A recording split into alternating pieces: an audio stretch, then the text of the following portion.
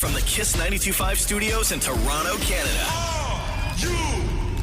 Ladies and gentlemen, this is Roz and Mocha.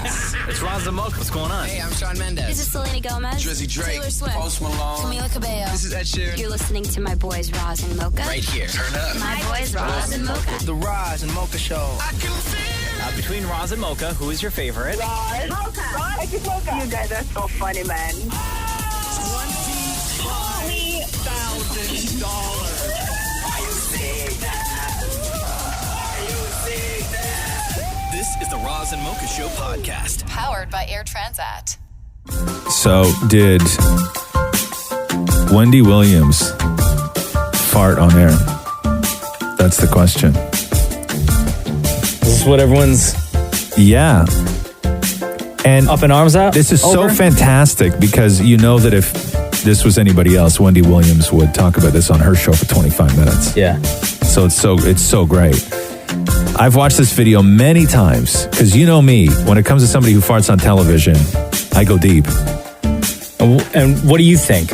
I think it's 100% a fart because if you actually watch the video, a couple of seconds before the fart, she shifts her weight, like because she's uncomfortable. There's something going on down there, right? So this was the information you were able to sniff out. So yes. So here you give this a listen. Quiet in the car or wherever you are right now. Quiet in the car. We need your help on this.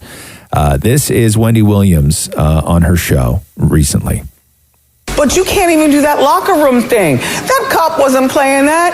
I mean, you're lucky you only got battery. What if he filed for sexual assault? Wow. That was a long one, too. That wasn't just like a quick little boop. That was... Right? You've been holding that one in. Yeah. Shouldn't have had that burrito for lunch. And you can always tell, too, because when it's normally when it's legit, there's a pause in the speech. Right. Wow. Did you boost the level on that? No. You didn't. I didn't. Come on. That's how it appeared on television. No, I swear. You boosted that. I did. I you swear. didn't affect that? I promise you. You didn't alter this? I did not. I did not alter that at all. Okay, play the whole clip again. But you can't even do that locker room thing. That cop wasn't playing that. I mean, you're lucky you only got battery. What if he filed for sexual assault? No, you know why I know that was a legit real fart? Why? Because as you feel like you have to fart, you're thinking about it, and it affects, if you're already mid-speech, it affects what you're saying because you're like, okay, how do I process these two things at the exact same time? Yeah. That's why she slowed her speech, she paused, farted, and then continued. Yeah. But you can't even do that locker room thing. That cop wasn't playing that. Right. I mean, you're lucky you only got battery. What if he filed for sexual assault? Such a serious topic, too. It's really know. unfortunate. There was one instance years ago, I remember, where, what's his name? Max Kellerman, the sports guy, where he cough farted. Right? Did he really? Like, you know, sometimes when you cough and the body just like convulses all at once. Everything just comes out. Yeah, it's very unfortunate. Yeah, he cough farted. Who else has farted on TV? There's recently, some great ones. in November, Eric Swalwell, congressman. Oh, this one. I did not think this was a fart. Taxpayer dollars to ask the Ukrainians to help them cheat an election. Yeah, I didn't think that was a fart. No, because he paused. No. Again, you feel the fart coming on, and you're talking, but you have to pause to concentrate. I don't know. On getting rid of the gas.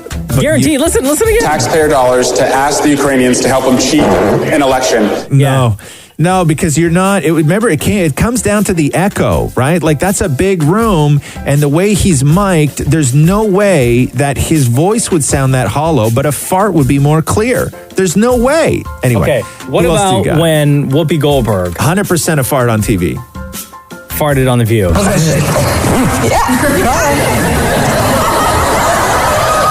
Quick one too. Oh, excuse me. That just blew a little frog out of there.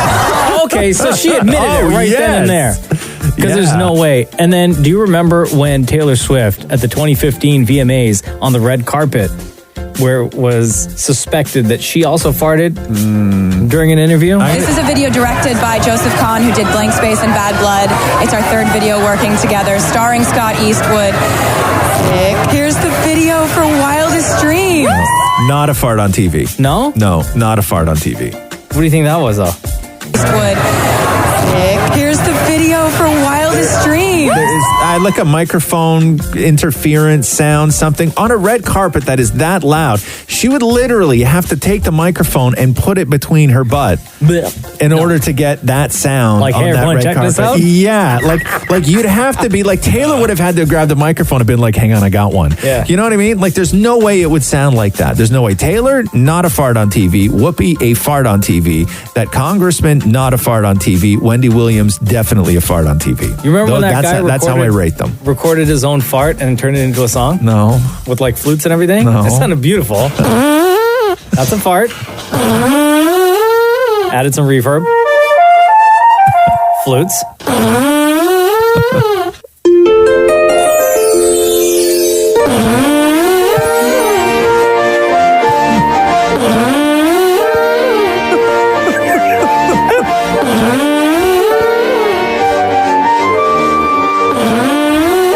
It's a beautiful song. It's really pretty.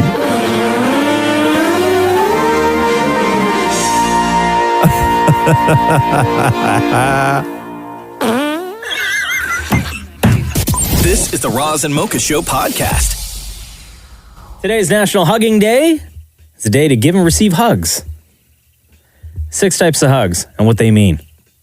And Tim and Maury tried out a lot of these hugs on people out on the streets. The bear hug. We all know what a bear hug is. Super tight. The polite hug. Type of hug you usually share with acquaintances and colleagues. Given sideways with only a partial upper body contact. A one-way hug.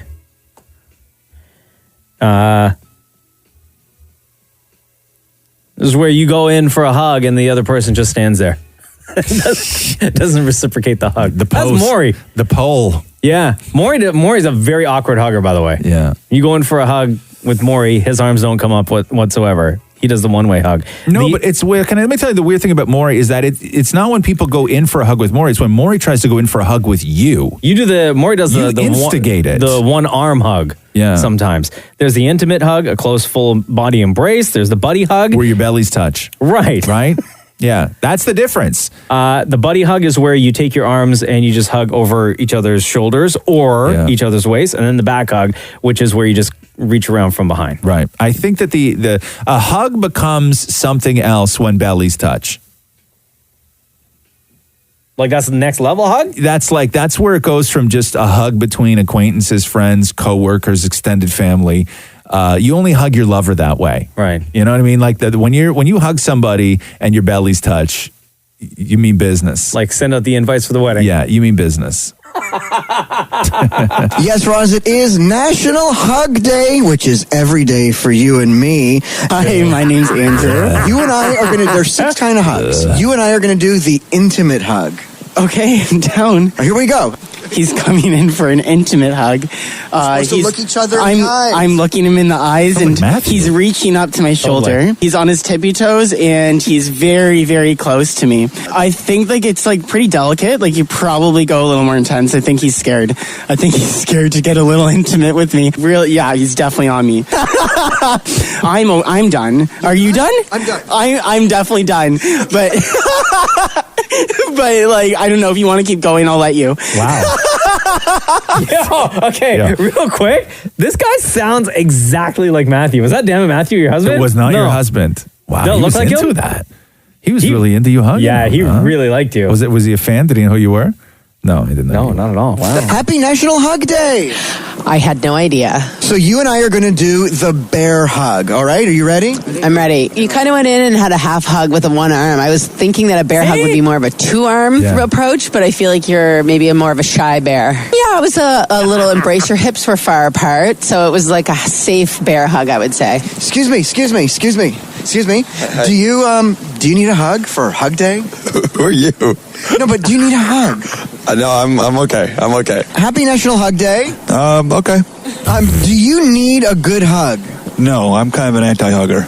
Oh, then this is great. You and I are going to do the back hug. I don't think we're going to do that, actually. How about I give you a hug joke then? Sure. Okay. My husband told me to embrace my mistakes, so I hugged him. Okay. Oh, yes, now I get it. Are you feeling all huggy and stuff today? Sure, it's cold outside. Okay, so you and I will do the back hug. Isn't that like a wall sit? No. This is where I cloak you. Oh, you're hugging me from behind? Yeah. Yeah, it's more like you're hanging off. Yeah. It's like a scene out of Pete's Dragon. Was that good? Yeah, it was fine. All right, so you and I, are you ready for it? We're going to do the one-way hug. Okay. This is where I sort of hug and you just stand there. I'm looking straight ahead. I have a man with his arm around me. Nothing else going on. Okay, dude, it is National Hugging Day. Yeah? So you and I are going to hug. Okay. All right, so you and I are going to do the polite hug. I'm ready now. Yeah, we hugging right now and it's okay. It's keep it warm. Yeah, it was a good hug. Everything okay? This is the Roz and Mocha Show podcast. Hi, it's Roz and Mocha. Good morning, gentlemen. What up? So for the to help out your visual listeners, I think you guys should demonstrate those hugs with Maury and then put it on Instagram. No chance. Thanks for the call. Why? I think it's a great idea. You just heard multiple examples of how bad Dammit Maury is at hugging. I know, but that was hearing. I think visually, if we saw how bad at hugging he was, that's what we need to see. No, I'm not a hugger anymore.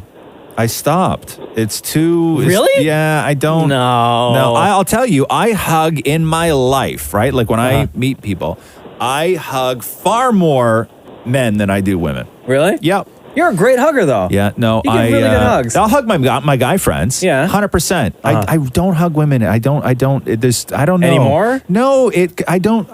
And I'm not going to say that I'm terrified or all this other stuff, but just it's very easy to sort of cut out that kind of physicalness with people. And I found it very easy to do. But I will tell you, I'm shocked that when I'm in a room where somebody comes in and they start hugging and I extend my hand to shake their hand, they sort of, it's the look in their face oftentimes is they feel slighted. Oh, wow. Yeah. You know, last week there was somebody who said something very, very nice about this show. Yeah. And we had a conversation. And I was like, oh man, like, you didn't really have to say all the nice things that you said. I really appreciate it. Yeah. But I said to her, I'm like, can I give you a hug? Yeah. Like I had to ask her. Yeah.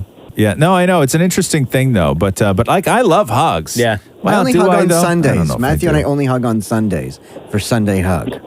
Sunday hug? Yeah, when we wake up, we made it to Sunday hug. What do you mean you made it? Like you're both alive or you're still a couple? I'm going to say both. This is the Roz and Mocha Show podcast. Let me show you this. And I'm begrudgingly bringing this up. Okay. To go back to the Dream Daddy Roz thing. Uh-huh. Okay. You remember the Dream Daddy Ken? Yeah, that looks exactly like you. Right. So the guy... Which is why everyone's calling you Dream Daddy Roz. Right. So this guy, if you're just hearing about this, there's a doll maker, this guy who takes like Barbies and just like male dolls and everything else, and he like repaints their faces and their bodies and he turns them into works of art. He does all sorts of celebrities, and he made one called Dream Daddy Ken that came with a pair of sunglasses, a laptop, the screensaver was a rainbow flag, and a smartphone, which was permanently locked to Grindr. And he had a black shirt on that just read Daddy, and it looked shockingly like me. The hair was the same, the beard was the same, everything was the same. The eyes were the same. Right. So everybody got lit up about this. Yeah. And we interviewed the guy, and it was all great and fine. And then so the amount of people that sent me this yesterday was incredible, which was the guy who created the doll. Yeah, don't tell me there's like a Dream Daddy Roz 2.0. No, he released the nudes. Get out of here, bro. Oh my God. Yo, look at that chest. You slow. Right? Oh, kaboom.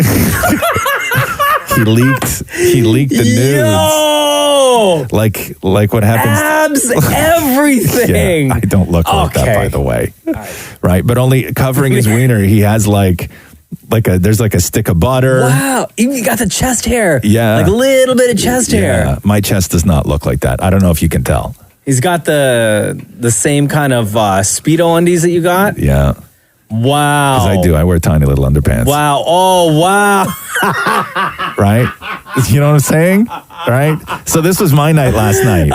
Yes. I was like, why do I have like 40 new messages? Yeah. And it's because everybody sent me these Insta stories. Wow. Right, of Dream Daddy Ken. So the nudes have leaked. It says, so let me read you this. It says, classic story. He got famous, then he leaked his nudes. Remember, he's just plastic. Don't let that stop you from fantasizing about him too much, though. Let me guess. It was all ladies DMing you. Oh, yes. Okay, I'm not the doll. All right? But you're okay with letting them think you are. This is the Roz and Mocha Show podcast. So is today Blue Monday? Is that the deal? I'll have a Blue Monday. Look at you remixing Elvis. Holy. Right? Yeah. There are actual songs called Blue Monday. But Are there really? Yeah, you chose to remix. You chose to do, what is that, Blue Christmas? Yeah. That's Blue Christmas, right? The best Elvis song. That's not the best Elvis song. Maury just walked in the room. No need to sing. I already did it and killed it. Do it again? I'll have a Blue Monday without you. Yeah, you nailed it. Like freaking nailed it, man. Today is Blue Monday. There is absolutely no actual scientific evidence. So why is today? For Blue Monday. Or for Roz, any day ending in Y. Waka waka. Thank you. There's no scientific evidence behind Blue Monday, but there's a lot of variables that people sort of take into account when saying that today, the third Monday in January, is considered Blue Monday. Hold on, it's only the third Monday in January? See, that's why it's blue. Yeah. Why does it feel like January has been like 6 months long? Because that's what winter does to you, man. That's it's why. Only the third Monday in January? Yes. Yeah. Feeling broke after overspending at the holidays, the weather, the long nights, the lack of sunshine. Yeah. All the magic from the holidays is over. Oh, I'm so blue. Already getting sick of work again. Yeah. And the sad disease. Feeling guilty for all the drinking and all that drinking. all that stuff over the holidays. The general drugs. loneliness. The pressure of all your New Year's resolutions failing. Too cold to cuddle. It's harder to have social what? media life in the winter. Wait. Did you hear what he said? No, I don't listen. What do you say? What do you say? I don't listen, Maury, because I'm trying to read something and all you do is talk over me. We all talk over each other. That was amazing, we by the don't. way. What did he say? I didn't hear him. What did he say? See, the joke's not going to be funny now. I think it will be. No, because your joke is way funnier. Okay. What did you say? Now you can take the time All to I say said what you want to say. You were listing things, and I was Yes. contributing to the list of things, and I just said and because it's too cold to cuddle. Right, but why not say that when I'm done? It's just like a conversation. Like we're I at know, a but I'm coffee doing shop, a we're just- list. I'm doing a list. We're not at a coffee shop doing a thing. Right? Like, We're on the radio. we're on the doing our radio, job. like doing our job. Like, just wait till I'm done. This is why you know what? I was fine today, right? Now I am in a bad mood. Now you're in a Blue Monday? Now I'm in a Blue Monday. Now I'm actually experiencing Blue Monday before we get to why it's too cold to cuddle. No, let's start with why it's too cold to cuddle. How can it ever be too cold to cuddle? Because if it's too cold, your skin's too cold. And when you put your head on your husband's bum or chest, Yeah. they're like, oh, your skin's too cold. Get off of me. I'm cold. How does that work? Like, is he lying in the bed and you're standing at the foot of the bed and you just bend over and like rest your forehead like on his cheeks? Like when you say put your head on his bum, there's Is he laying in bed completely nude or just pants off and that's it? Is he at the sink and you just like crawl up? Or like how does that work when you say you put your head on his side bum? on the couch, Yeah. right? Oh, I curl gotcha, it this way, and then I'll always use his butt as a pillow. Right. Wait, but he's not wearing pants? No, like he's in his underwear. Okay. And Well, how would he say that you're... because my head will go like on his upper lower chest area. Right. I've never had anybody tell me upper, that I have a cold chest. You know what I mean? Yeah, has anybody ever looked? Has anybody ever went, "Oh God, your head is so cold"? No. No, never. That doesn't happen. Like not even the doctor. The doctor. If that were the case, the doctor would be like polite about it. And like, here's a prescription or something. On my nose, apparently my nose is freezing all the time. When it is cold, though, cuddling, I get it because cold feet in the bed, and I get zinged with these all the time. Yeah. But cold feet in the bed is shocking at first, right? But then you just you cuddle up and you get warm, and that's what bodies do. It's the moment that you touch and you're cold. You don't want to wait for the body to get warm, right? It's like dipping your toes into the lake and it's so cold. You're like, I can't deal with the cold lake. Yeah, but you're not going to warm the lake up when you go in it. No, but it's the initial cold. You're like, I'm done. Yeah, but when you cuddle all up, though, bodies just naturally warm up. It takes too that's long. what takes too long. Anyway. Na, na, na, na, na. I'll have a blue Monday without you. This is the Roz and Mocha Show podcast. Discover Transat's family collection of hotels in 9 sun destinations. I just hear that word sun, and I'm like, yes. Tell me because we've been dealing with this cold-ass, nasty weather. Yeah, it's been Seems like forever. But it's crazy because some places in the States right now, they haven't had any snow yet. What's wrong with them? I don't know. It's really wild. But Newfoundland got hit hard. Toronto got hit hard. It snowed like hell in Vancouver. Yeah.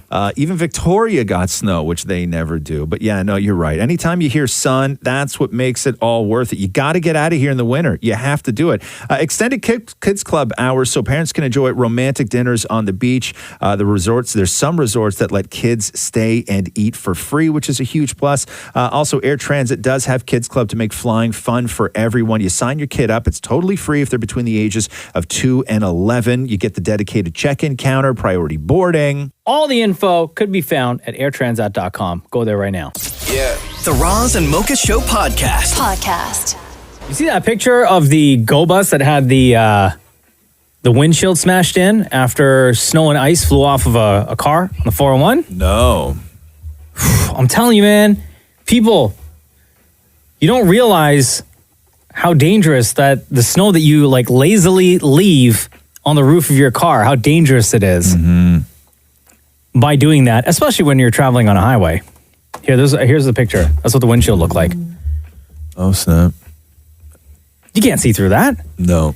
But it's still shocking. After a big snowfall, I will still see people who... If The Rock was driving that bus, he'd just lift one leg and kick that windshield right out and just keep on driving. People yo, leg day, fam. Yeah. But after seeing that photo, I wonder, especially here, is it no fault? Can this guy go after that person? There's no fault insurance, right? No, that person is... Yeah, and you're right. I know, but I don't know how that works. I don't know how that works. That's careless. Yeah. That's got to be careless, at least. Right? You can't... But is it so many people though who don't get rid of the snow even from their back windshield? I see it all the time. The roof I see, I was driving behind somebody and it was stacked up on the roof of their car and blowing off in front of me. Here's my question though. I think it looks pretty when it blows off cars, personally. Well, it's because you're not driving. That's because you're always a passenger in an Uber. No, I think it looks pretty. I like it when you're driving down the highway and you just see it's like one car is snowing. I think it's really nice. You know what the worst is? Are the big transport trucks when they're on the highway. Yeah. And they have the snow and the ice on the roof, and if it's starting to fly off. Yeah. Right? Yeah. I think those trucking companies should have some sort of a procedure. I've seen these things online. People have sent us pictures of machines where the truck will drive under and it sweeps it all off. Yeah. But I don't think all trucking companies have that. I don't know. I mean, what do you do? What are you supposed to do? There's been videos where if it's a car and you're at a red light, the car behind gets out of their car with their brush and brushes the other car for that's you. arrogant too, though. What? Hold on. What? Say that again? So if you're somebody else on the road cleans somebody's car for them. While you're at a red light, just because it's you should have done this, so I'm going to do it for you. And wipe I'm not going to do that. No. Sorry. No, don't touch my stuff. Well, don't touch my stuff, but also, be an adult and brush off your own damn snow. Yeah, but if you take the don't, extra couple of minutes. and I'm in danger, I'm going to brush your snow off for you. No, don't touch my car. Yeah, whatever. Maury. I mean, I have 5 brushes. I You're never so use lucky, them. Maury. Here's the thing: is that I know about you, and I know you so well that you live in a condo, so you're fortunate because you never have to scrape any snow off your car. Never. And you drive to work and park in an underground parking lot. Exactly. If you lived in a place where your car was exposed and got snowed on, you would be the absolute worst. I would probably scrape a little hole enough to see through. And move No, on with you my would. life. You know what Maury would do? Yeah. He would just get in the car and turn the windshield wipers on just to clear off the front. Yeah. And he would not take the snow off of his windows, his side windows, or his rear. Well, enough about me. No, you know you wouldn't though. Like you're just not that person. But I don't have the option. No, I agree with you. But at least at least I don't have that option. I live where it's always dry. No, I know, and you are fortunate, especially this week, man. Like you can tell too. You can tell driving around which cars come out of the bottom of condos. Yeah, like you can because they're clean, it's so beautiful, right? It's like when it's the equivalent of when a coworker comes back into the office with a tan. You know, you're like, oh, you were somewhere nice, weren't you? Yeah. You know, when you see like those cars on the road, it looks like that car was just on vacation. Yeah. Right? This is the Roz and Mocha Show podcast. Yesterday on the show, we were talking about the transport truck that was on the highway that had a whole bunch of snow and ice on the top of the trailer. Yeah. And it flew off and hit a go bus, hit the windshield, and just like smashed it, right? Yeah. And you know, another reminder to drivers out there, get rid of the snow, get rid of the ice that's either on the hood, on the roof, especially on your rear window, because that stuff will fly off and potentially hit a car. People don't want to scrape the paint though, you know? Here's a text that we got this morning, like a couple minutes ago. My wife was driving along the 401 yesterday. Huge chunk of ice fell off of a truck and smashed into the windshield. Can you guys please give another shout out to make sure people clean off their trucks? It's really unsafe. And that's the thing that surprises me. That I was saying yesterday too, is I can't believe with the amount of transport trucks that are traveling on highways right across this country, how companies don't have access or don't want to put the money towards purchasing, you know, those giant machines that you see that have the scraper. It's like a giant sweeper, like a broom on the top. So the truck just drives under it and it just takes all that snow and ice off. Yeah. Yeah, no, it's tough. And there was I saw a picture today of a guy whose face was mangled because a sheet of ice came off the top of somebody's car. I saw that. That happened in Ottawa. In Ottawa. Yes. And it went through his windshield. And this guy's face is mangled because it went right through his windshield and hit him. Hello, Roz Mocha. How you doing? Hey, guys. How are you? Good, man. So, for trucks, they're actually legally not required to clean the top because it's a health and safety issue for them. Oh, really? So, yeah. And again, some of the larger companies have those big brushes. Oh, okay. That they kind of just drive under. Now, for cars as well, right? If it's a buildup, it falls off. The best thing for the driver to do that got hit would be to grab a license plate and call their insurance company, because if they do go to the police to report it, it's considered non-reportable, and they're probably just going to send them away and tell them to call the insurance company anyway. So just to save their time, the best practice would be to just grab their license plate and call the insurance company. Wait, sorry. Are you saying if it's just a regular car, not a truck, not a transport? Both, actually. Oh, both. Oh, wow. So okay. The whole aspect of that is that it's not a part of the vehicle or its load. How did you get so smart about this? You work in insurance, right? No, I work part-time with the OPP. Oh. Yo, man, I got to go to court next week. Or not next week. Sorry, next month. What do you got to go to court for? You think you can help me out? Done. Let's go. What'd you do? No, like I'm being serious. I'll bring the SWAT team with me. Oh, No. snap. Okay, now What'd you're you just do? trolling. What'd you do? Why you got to go to court? No, last year You criminal something? I was hit speeding, right? Oh. Okay. So I got the fine. It was like $300 and something bucks. Yeah. Plus 3 demerit points. Okay. Now I have the cleanest of clean records. Sure. Right? You know, they give you the date to go and settle. Yeah. So I showed up and I said to, the prosecutor? And I was like, said the same thing, clean record. I don't want the point. I will fully pay the entire fine. I don't want to get hit with 3 points. Yeah. And they were like, you got to set a court date then. So I set a court date, which is next month. Yeah. And I was texted a police officer that we know. And I said, give me some advice on this. Like, what do I got to do to make this go away? Yeah. And he said, honestly, just show up. The best they may do is reduce the dollar fine, but those 3 points that you get hit with are going to stay with you. Unless if the police officer that issued the ticket does not show up, everything gets blown out. Right. Yeah. Was it an OPP that got you? No, it's just a regular Toronto police service. So it wasn't OPP, It though. wasn't OPP, Oh, okay. no. It was just I a gotcha. regular, just a traffic police officer. Hey, Maury, you're going to court reporter that day when Mocha goes there, start interviewing people Oh and my stuff God. like No, that. no, And cover no, the I don't case. need that kind of heat. Yeah, No, please. 100%. Come on, guys. No, you 100%. can't do that. That's our right. You can't do That's that. our right. No. Yes. No.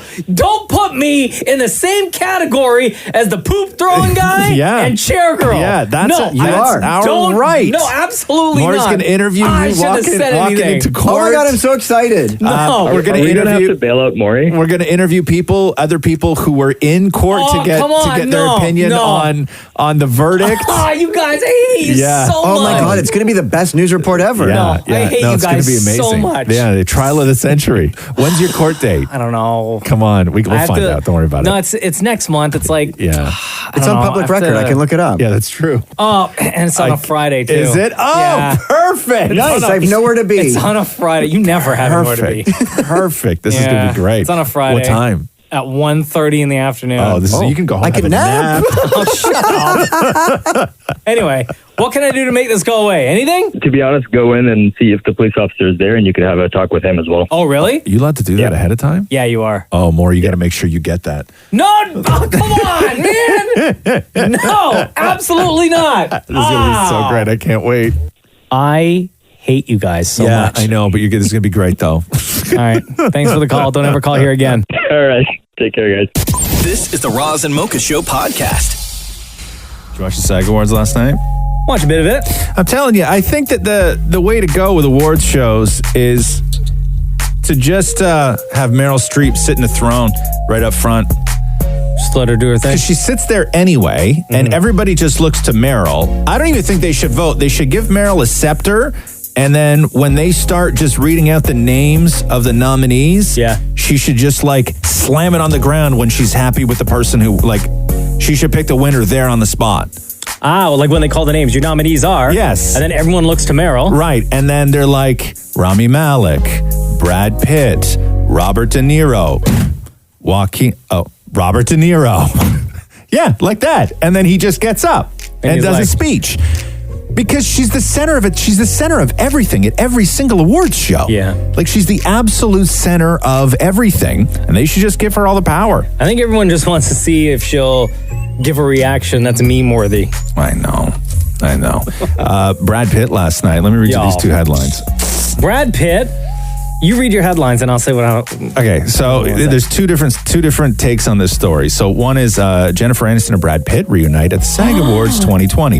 And then the Daily Mail, Brad Pitt comes out swinging in most candid comments yet about unhappy marriage and new bachelor life, then rubs salt in the wounds by flirting with rival Jennifer Aniston. Brad Pitt appeared to take unprecedented jabs at his former wife, Angelina Jolie, with his acceptance speech at the SAG Awards on Sunday night. Let's go with that one. Oh, because I was going to say, I thought Brad Pitt had like the best speech of the entire night. The reaction to it, though, was very the other side. The reaction, Really? Nobody liked it? No, it was incredible because I took it as him sort of being self-deprecating as well as goofing on his marriage and his relationship status and the fact that he's tabloid fodder and all of that stuff.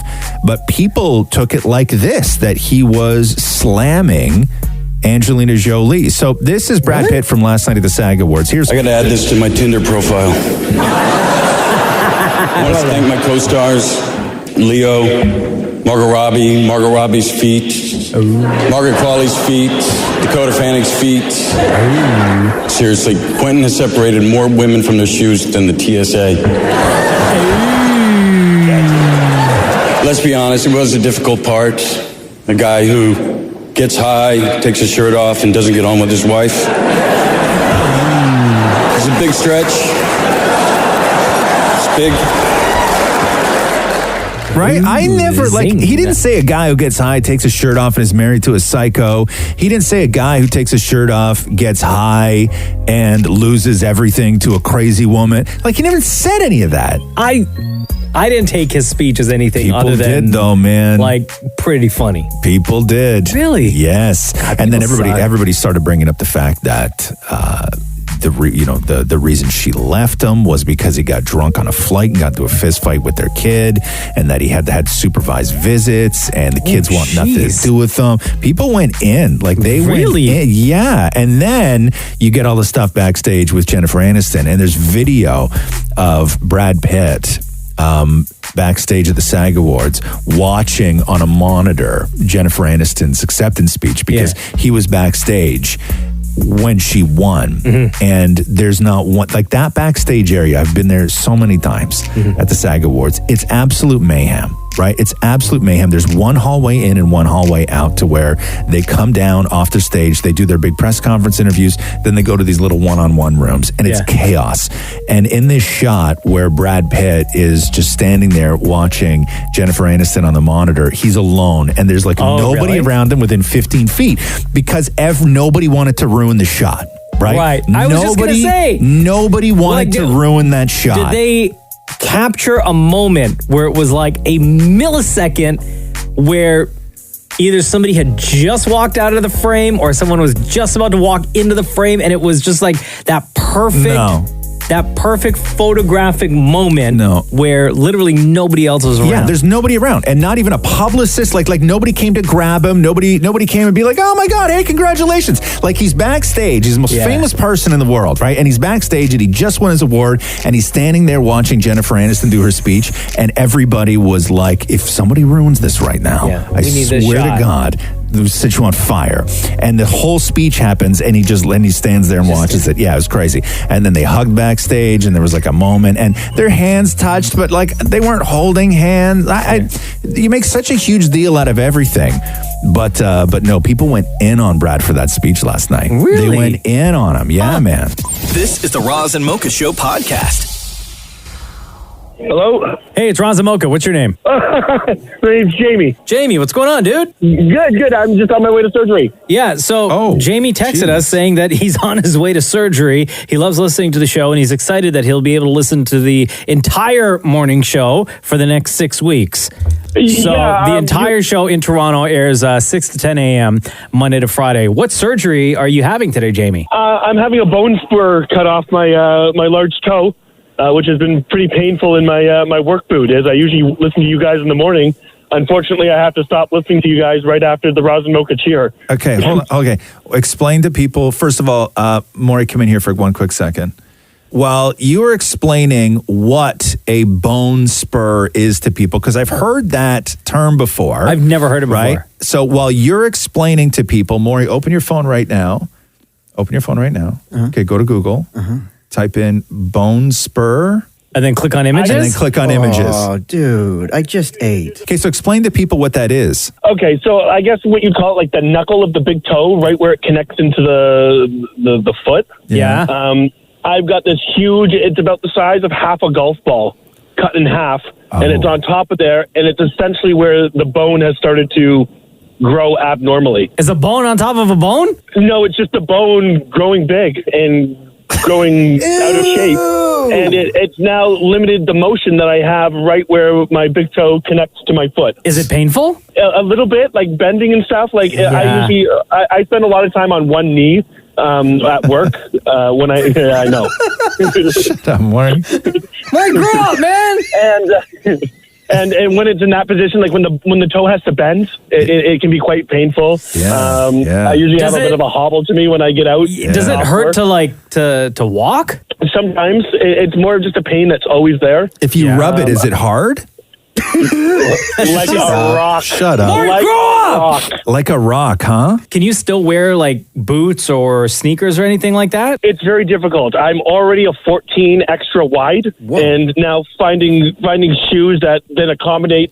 Sorry, hold on. The teachers are striking, and we want to honk our horn for support. Yeah, go for it. Okay. Sorry. No problem.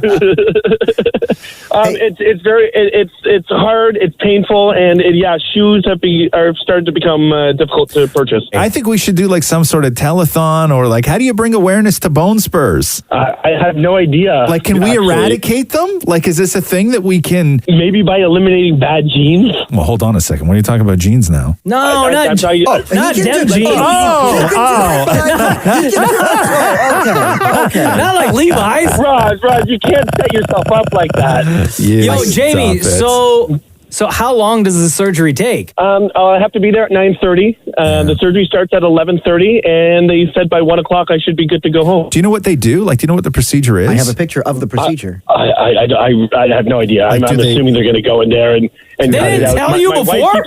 My wife keeps telling me they're going to go in there with a belt sander. Hold on, do they put you under? Or are you awake for the whole thing? They're going to give me an anesthetic for my foot so I don't feel anything. And then the nurse said that they're going to make me extremely groggy. That noise you just heard, by the way, if you're listening, was Mocha's face hitting the microphone because Maury's showing you pictures of the procedure. Yeah. Well, I'm hoping to take pictures if I can. Oh, my God, Jamie, I hope you didn't Google image search the procedure before going in today. No, I have not. I'm going to do it after. Don't. All right, Bone Spur. Well,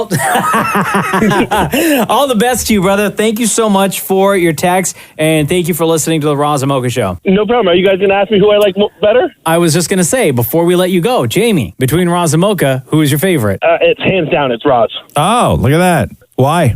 You know what? Every time he tells a story about Roxy, it kind of tickles my heart. As I have a daughter that's probably about a year or two younger. Nice. He's just a great dad, and I definitely enjoy all his family and dad stories. Also, hard as a rock, know what I'm saying? Mm-hmm.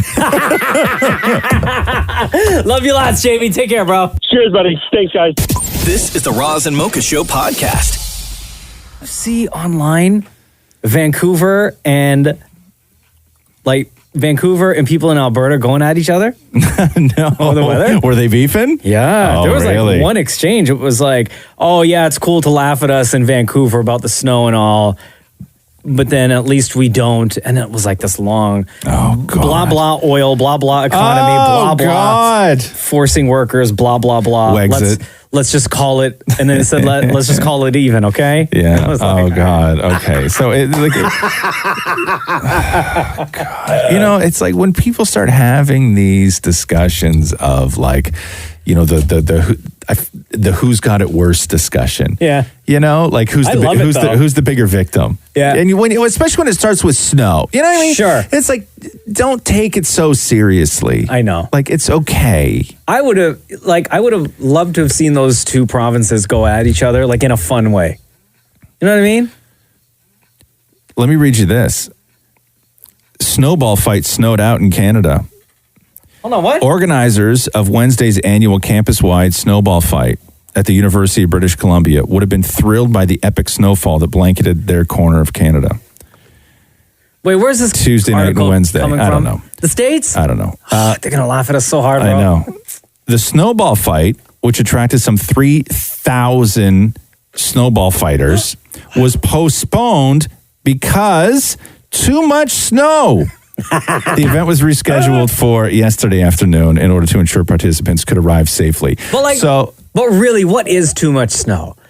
Like too much snow for Vancouver? For them, yes, it's a sliding scale. Or too much snow, like what they got on the far East Coast, like in Newfoundland, right? Last week or whatever, dude. Yeah, no, like that is too much snow. That's too much snow. Okay, yes, but they're prepared. They have winter tires in Newfoundland. People don't have winter tires in Vancouver. Like the light dusting in Vancouver. Yes.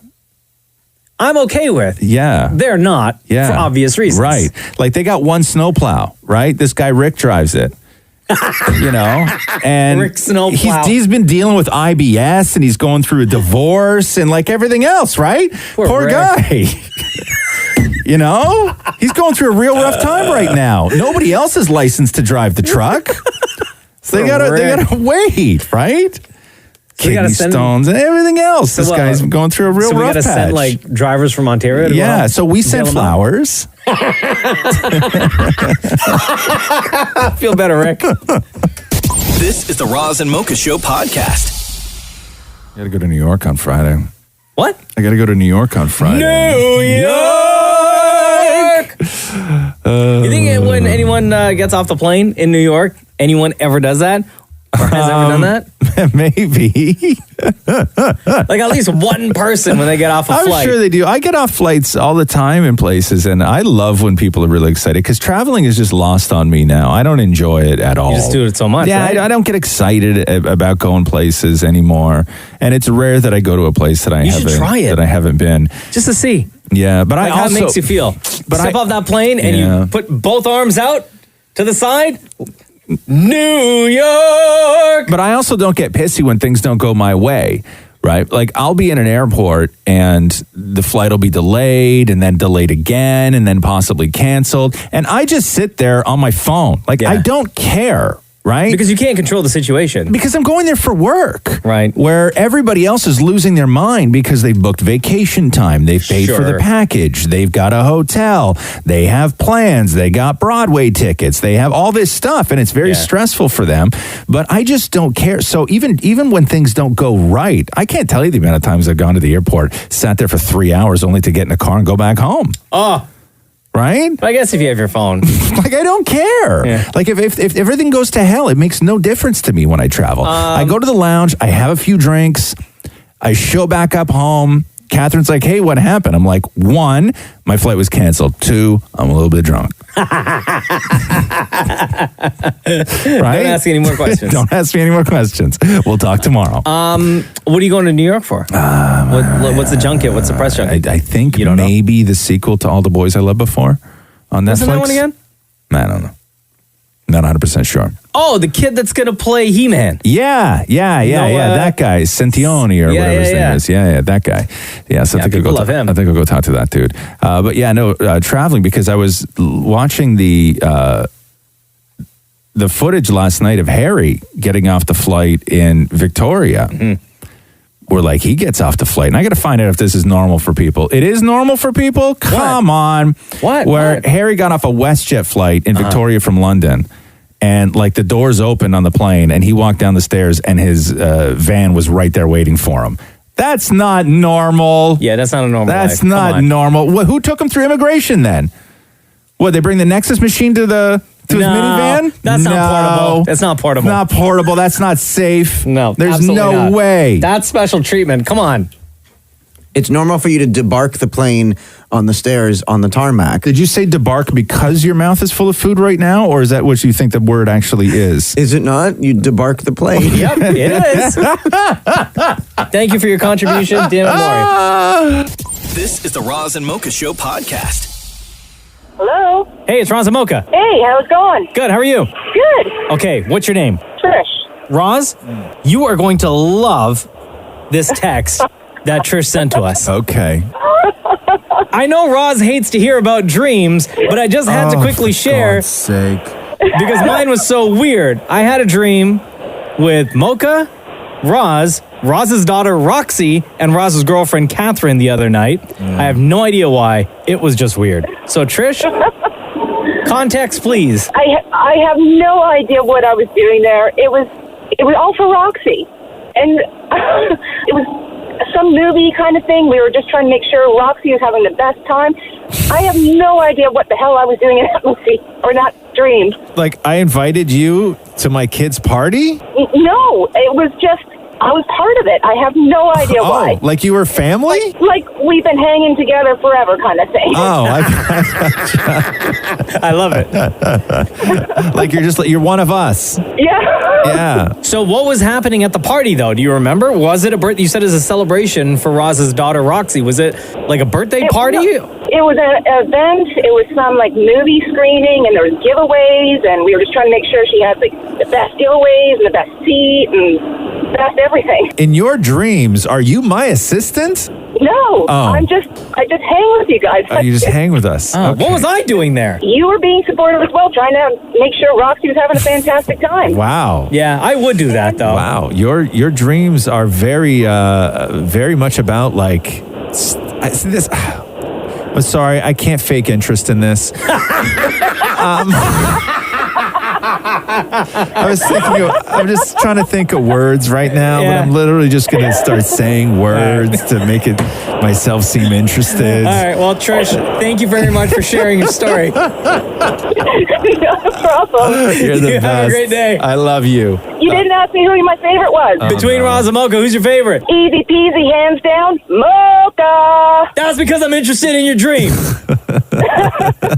No, it's because Roz loves himself so much he doesn't need any more. Wow. Damn, girl. Wow. In your face, buddy.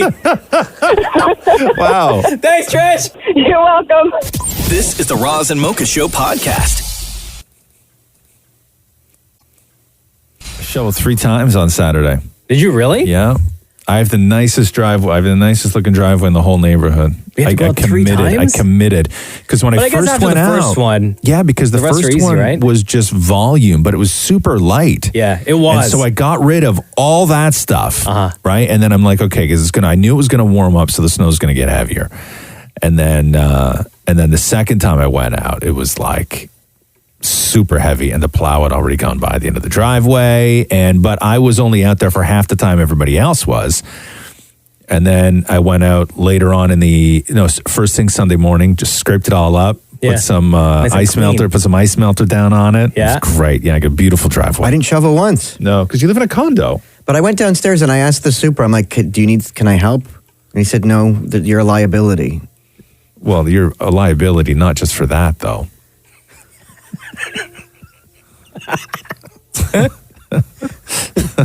We're sitting there. He's got the most confused look on his face right now. I'm like, Mocha's laughing. Should I? No, I was out I didn't go out on Saturday. I just waited till. didn't? No. Nothing. I waited for Wow. everything to finish. Good for you. And then yesterday, because the snow You was got a so plow, light, though. You got a I snow plow. snowblower, Yeah. So I was out there for an hour and a half, but like, even the snow plow in our neighborhood, it went by on the streets, but the sidewalk one never went by. No. And I took the dog out in the maybe 5 yesterday or 4 o'clock, and the sidewalks were still not done. So we spent most of our walk having to walk on the street. Now, are you the guy in the neighborhood that does everybody's sidewalk for them because you got a snowblower or no?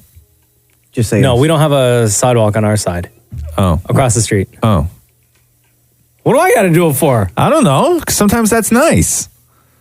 I don't know any of my neighbors. Doesn't matter. I know the people across the street, and that's it. Help them out. For what? Never do. Okay, listen, man. I don't care. No, you do what you want to do. I'm not wasting my gas. Okay. On a city sidewalk. Let the city pay for that. All right, fine. I think you're supposed to. Aren't you supposed to It's shovel your responsibility. Yeah. Yeah, but I don't have a sidewalk. Doesn't matter. They have to shovel. I have to shovel the sidewalk. Yeah. The city doesn't come and shovel the sidewalk. Sure, but those people who live across the street or whoever, right, that have sidewalks, Why don't you do the nice thing though? You get the snowblower. Do they have snowblowers? I don't know. What if they're not capable of doing no, theirs? I'll tell you this. Yeah. Majority of the people in the neighborhood, they have they hire a company. A plow company to you come live and in a do rich it. neighborhood, huh? So I'm not. You're like the Kardashians that hired private firefighters to put out the wildfires. Hey, now. Save the neighborhood. Do what you got to do to survive, bro. This is the Roz and Mocha Show podcast. Last week in Brampton, the gentleman that owned the $70 million winning ticket for Lotto Max came forward. $70 million. So much money. This past Friday, Lotto Max was $50 million. I missed the boat on that. That ticket was sold in Vaughan. No. Yep.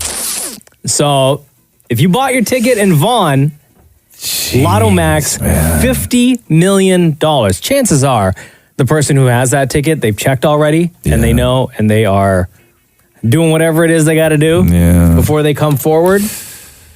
But $50 million. It's bloody.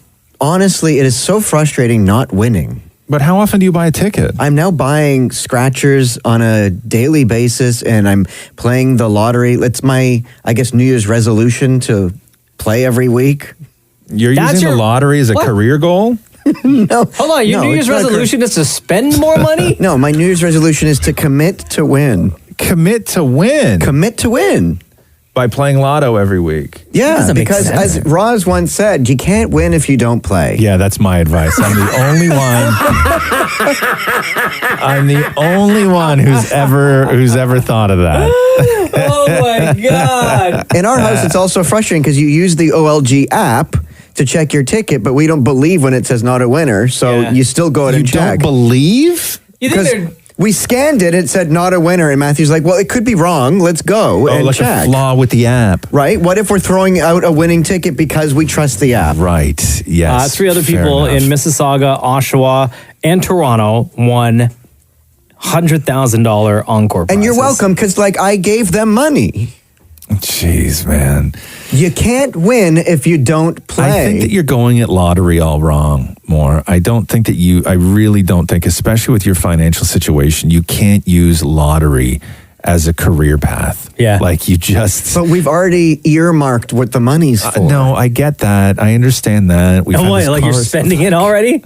We can't get a new couch. We can't, renovate the den unless we win. I can't have this conversation anymore. Maury, you make really good money. It's true. You really do. Pay you very well. No, but 70 the million. idea that you can't have things in life is ludicrous to me. Yeah. You bought a condo at the right time to buy a condo. You work full time. Your husband works full time. You have no children. You have one car. You should be able to afford things.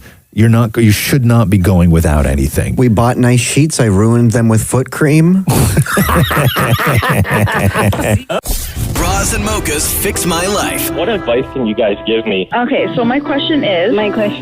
Got a problem you can't fix? Roz and Mocha got you. Yo, Puna. Hi, how are you? We're good. How are you today? I'm good. I'm just school setting the classroom. Oh, okay. Thank you for joining us on Roz and Mocha's Fix My Life. Yeah, you wrote us this. Roz and Mocha fixed my life. I have 2 kids from my first marriage. My son moved out, but my daughter still lives with us. My boyfriend is a nice guy, but he and my daughter are nonstop nagging about each other to me. It's too much for me, and I have to calm them both down nonstop. How can I manage to get them to talk to each other without arguing all the time? How long so the boyfriend lives in the house with you and your daughter? Yeah, we lived together for around 6 years. Oh, wow. Damn. Common law. It's just my daughter and him. Yeah. How old is your daughter? My daughter is 24.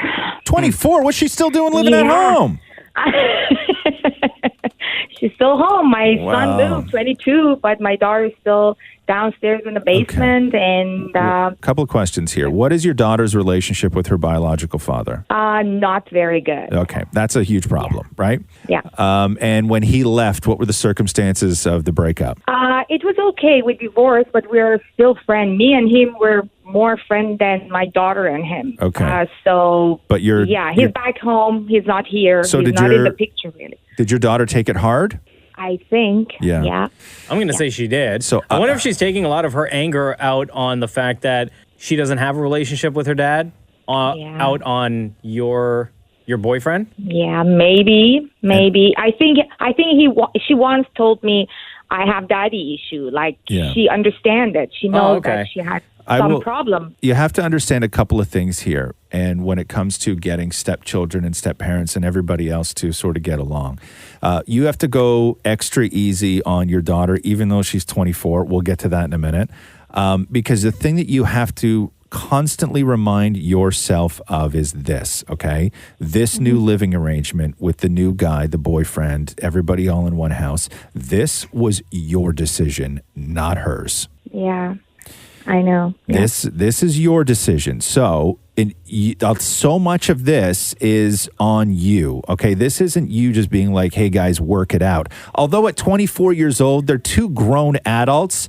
If they can't sit in the same room together, what are you going to do? What are you going to do when your kid's 24 and they don't get along with somebody? You going to tell them to be nice? But Puna, is your boyfriend, is he nice to your daughter? Does he try to...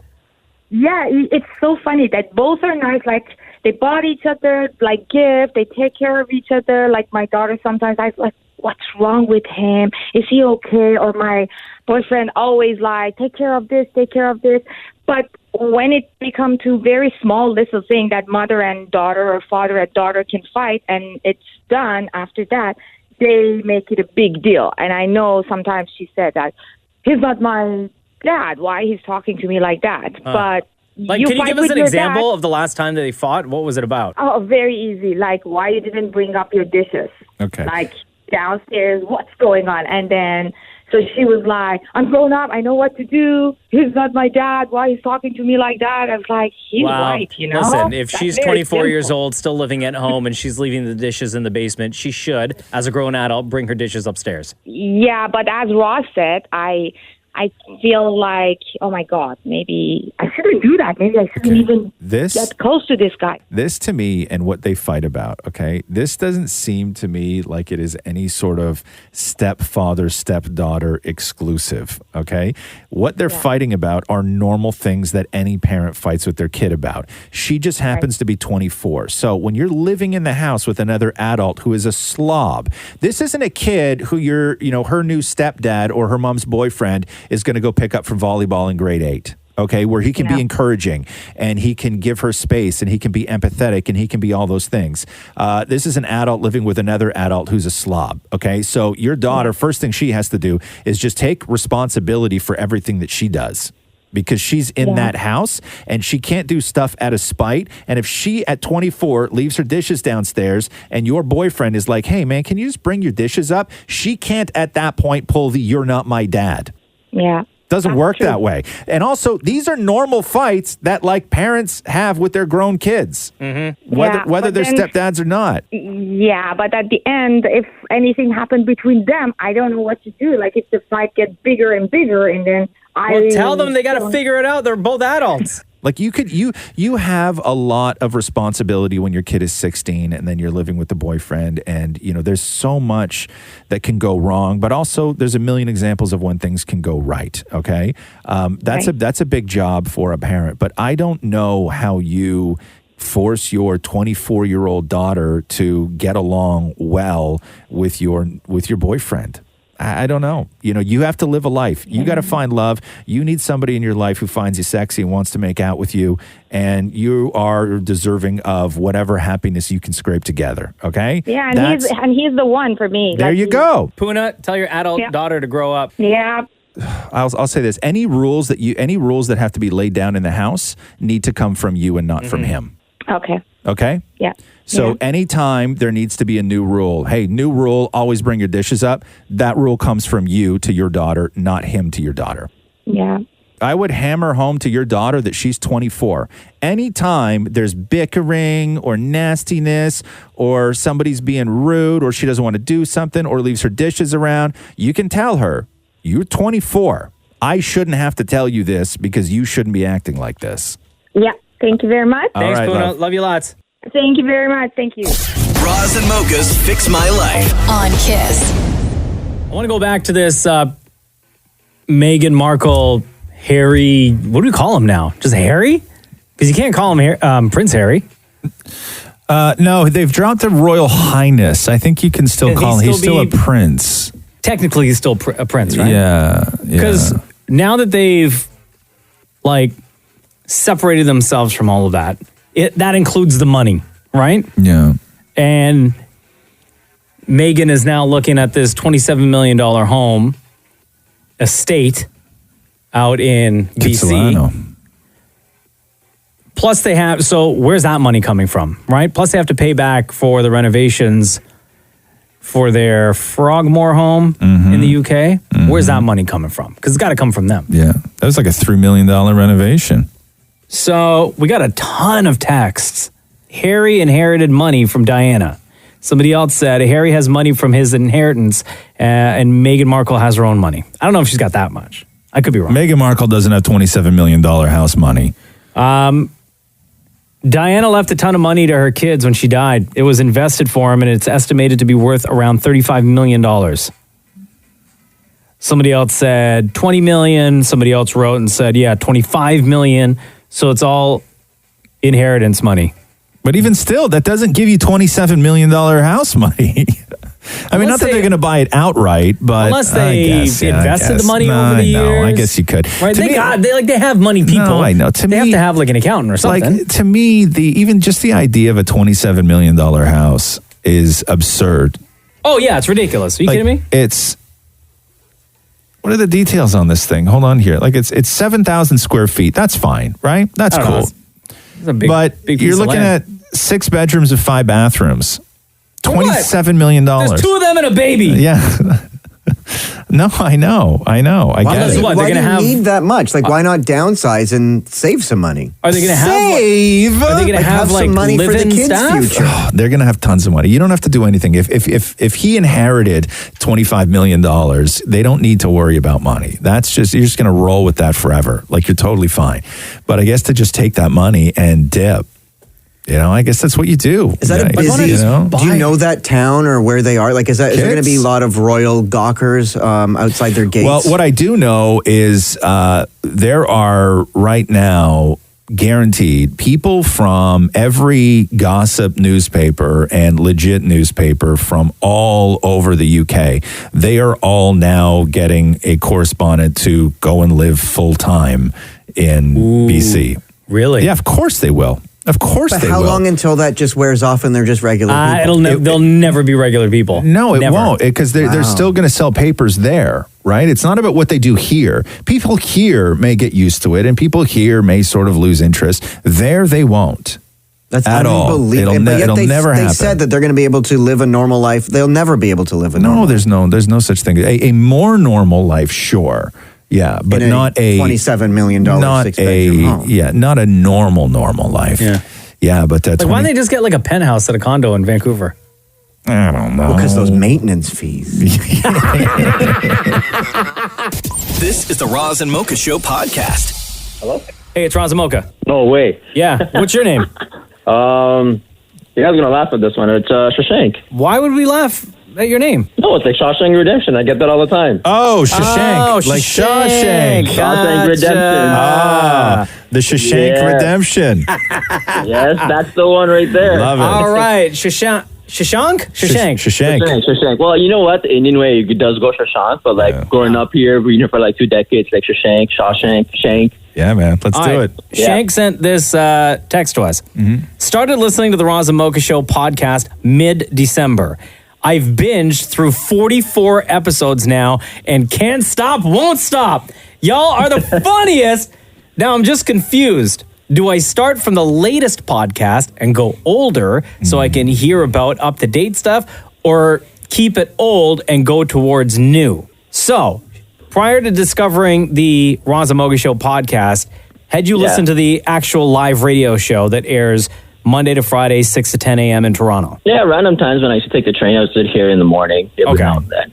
Yeah. And then you only discovered we had a podcast last month. Yep, because I used to drive a lot for work. So I'm like, okay, let me see something interesting, because there were the podcasts or whatever. But since I caught on to you guys, you two, and then Maury, it was just killer. It's been killer. My drives have been amazing since then, yeah. All right, so you're 44 episodes deep. We now have 130 episodes of the podcast. Still to go, yep. Did you start at 1? I started at 1. Okay. Then just keep Yep. going at 1. Because there are, and I don't want to, there's spoilers. Like, if you started in the later ones or just started doing random podcasts, like you may spoil something that you may really enjoy early on. Because there might be something that we said like in recent episodes that reference something in episodes that you have yet to listen to that you're probably closer to right now. Yeah. See, I agree. My only thing was, what about the stuff that's going on nowadays around the world, or music, or movies, and everything else? Then you got to catch up, man. Oh, it's like I only have like 2-hour drive. It's like your podcasts are like 2.5 hours long. Are you married? No, single. You got a family? I live at home with my parents. Then My what's sister, your problem? Just binging through it all, but it's like I feel like I'm missing out on the FOMO kicks in. Yeah, I so feel like listen, I'm missing out on the current Shank, stuff. you listen in the car, then you got to listen when you get home. Listen at night, listen in the morning when you wake up. Yeah. Actually, no. Listen to the live radio show when you wake up. Yeah. Okay, that's not a bad idea. That's not a bad idea now. Listen to it. I know, no spoilers, no spoilers. No spoilers. That's the thing, you know what? He won't okay, hold on, wait, stop. Say that again, Roz. No spoilers. Okay, so you won't understand why why Roz said no spoilers that way. spoilers. Now, without going back and listening to previous episodes of the podcast to understand why he said it like that. Yeah. Because there's a specific reason. Okay. You know So- what? I'm going to continue going from 44 onwards. So now. Or else, no spoilers. No spoilers. I know, because I listened to one of the podcasts and it goes ahead one. I'm like, wait, I think I missed something in the previous podcast. Yeah. But Apple skipped it by accident. I'm like, I got to go back a little bit. And come on. Yeah, but now I know it's better not to miss any spoilers. Yeah. Thanks a lot for See? calling, guys. You got it, All right, man. you're welcome. Hey, Shank. Yo, man, before we let you go, between Roz and Mocha, who's your favorite? Oh, man. Roz, don't kill me, but it's got to be Mocha because of his laugh. I think that I come off even worse on the podcast. What do you mean? So here's my theory. Here's my theory. There's a lot of people who've been calling saying that the majority of the time that they listen to us is from the podcast, not from the actual show. I think that when people listen to the podcast where there is no music, there's no commercials, where it's just this. Yeah. I think it's too much me. I think so. Yeah. I think that people maybe appreciate me, but they also really appreciate the break from me. So wait, am I getting the pity vote then? Is what you're saying? No, you're tolerable is what I'm saying. Oh. I'm starting to think that because the people who call up and say that the majority of the show that they listen to is the podcast, when you ask them who their favorite is, never do they say me. Oh, never. Well, I don't know, man. I got to say that like the trio is amazing between the two of you guys. It's like Roz, I'm like, I was talking to Sister, I'm like, if they call one day, I have to go with Mocha because of his laughing. It's just so funny, and I laugh the same way. I'm like, I gotta go with Mocha. Still live with your parents? Just kidding. I don't live with my parents anymore. soon enough. You know, hopefully when I get married, then I'll move out. All right, Shawshank. Thank you so much, brother. We appreciate you, man. All right, thanks a lot for the call, guys. Have a good day. This is the Roz and Mocha Show podcast. Let me read you this. The last sort of film award show is the Academy Awards. And they ran an article yesterday talking about, I love these. It's when Academy members anonymously say why certain people didn't get nominations. Ooh, okay. And they focused on the real big snubs that everybody thought were shoo-ins, which were Adam Sandler and J-Lo. Yeah. So let me read you this. In an article for the New York Post, Academy members addressed some of the biggest snubs among this year's Oscar nominees. Talking about Adam Sandler, they say this: that performance was a tour de force. He's emerging as a truly great actor, but then he does cheesy Netflix comedies that are really dumb. What? There are a lot of movies, a lot of performances per year for us to watch. Unfortunately, actors become brands. Sandler's brand doesn't scream Oscar, but Leo DiCaprio's does. Oh, man. There was an arrogance to Adam Sandler. There's a lack of respect, meaning because he did an interview with Howard Stern where he said, hey, listen, if I don't get an Academy Award nomination, I'm just going to go right back and do a dumb movie and make all these people pay. Yeah. Then they go on to talk about J-Lo. They say, first off, Hustlers is not an Oscar movie. It's a little too rough around the edges. And I'm assuming some of the other people in the acting category didn't see it. This from a long-time Academy Award member. Florence Pugh seems to have gotten the J-Lo spot. Maybe because Little Women is a prestigious movie and she's a bright new star. Florence Pugh's amazing in that movie, by the way. Actors tend to think of Jennifer Lopez as a phenomenon more than an actress per se. It's like last year when Lady Gaga lost the Oscar to Olivia Wilde, a real actor's actor. Ooh. Or Olivia Colman. Sorry, Olivia Colman, a real actor's actor. In the acting branch of the Academy, by the way, there's 1,324 voting members.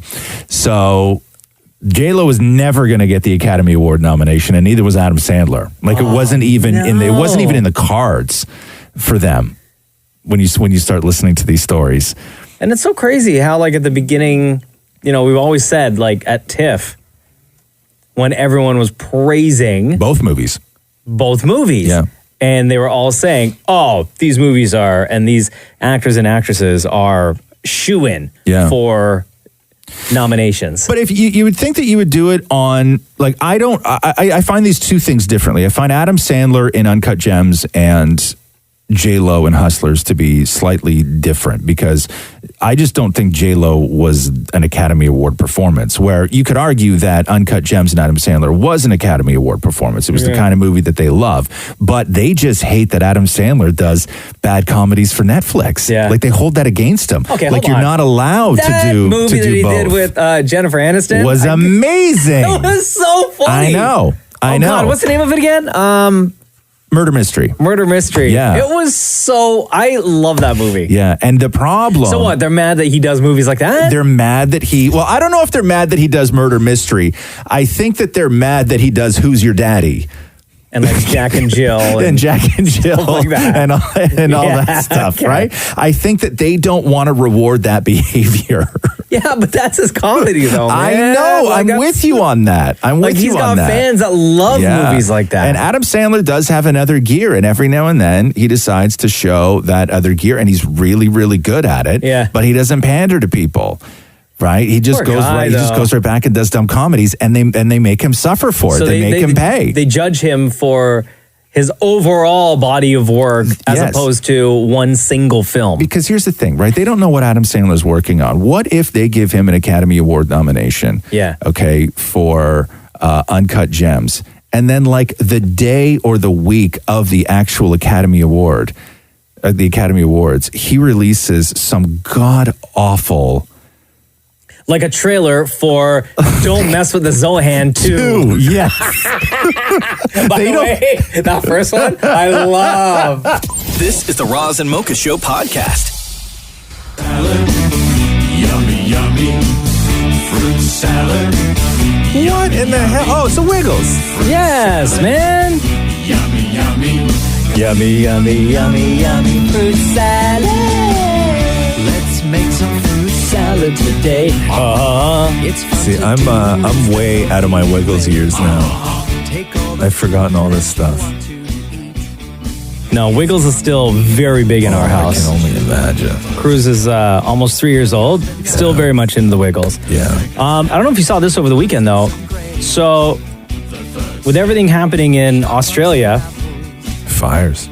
Where the Wiggles are from, they wanted to do something to give back and help raise some money. So what they did was got the original gang, the original Wiggles, back together for a big concert on, I think it was on Friday night, yeah. And all the proceeds were going to go to like various organizations, right? Yeah. And at the end of the show, and this concert looked like, first of all, it was sold out. It was packed, right? Yeah. And it was a bunch of I didn't see any kids there. No. It looked like all adults were there. Sure. And it looked like any, rock concert that you would see at any stadium across the country. Yeah. But it was just the Wiggles singing stuff like fruit salad, yummy, yummy. And at the end of the show, they're getting off stage and the fans are cheering because you think that they're going to come back out for an encore, believe it or not, at a Wiggles concert. And one of the original Wiggles, the yellow Wiggle, Greg, I guess as he was leaving the stage, he collapsed. Oh, Jesus.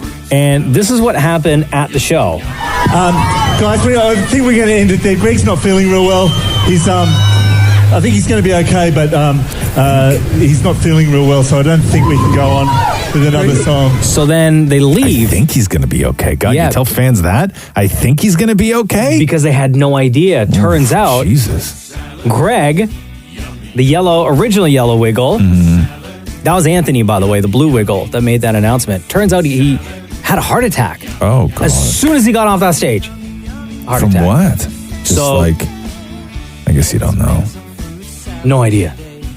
So Dammit Morey talked to Anthony, the blue Wiggle, to get a status update on Greg. Greg was doing the show. We had 2 sold out shows. All the proceeds going to help the firefighters in the major bushfires we've had around Australia. And it was a really incredible show. All these people who originally grew up with the Wiggles, they're all adults now and they're in there having a great time. End of the show, Greg just takes a few steps and collapses, and we didn't know what was going on. And then about 5 minutes later, maybe less than that, we realised he was really seriously ill, and that's when CPR started and things like that. Because we had a packed out show, the ambulances couldn't get through for about 15 minutes. And so our drummer and one of our people at our office and a nurse in the audience and a doctor in the audience and a firefighter who was there, they basically just kept the CPR going and they revived him. But Greg, our original Wiggle singer, was gone for all intents and purposes if he hadn't been revived. He's doing really well now.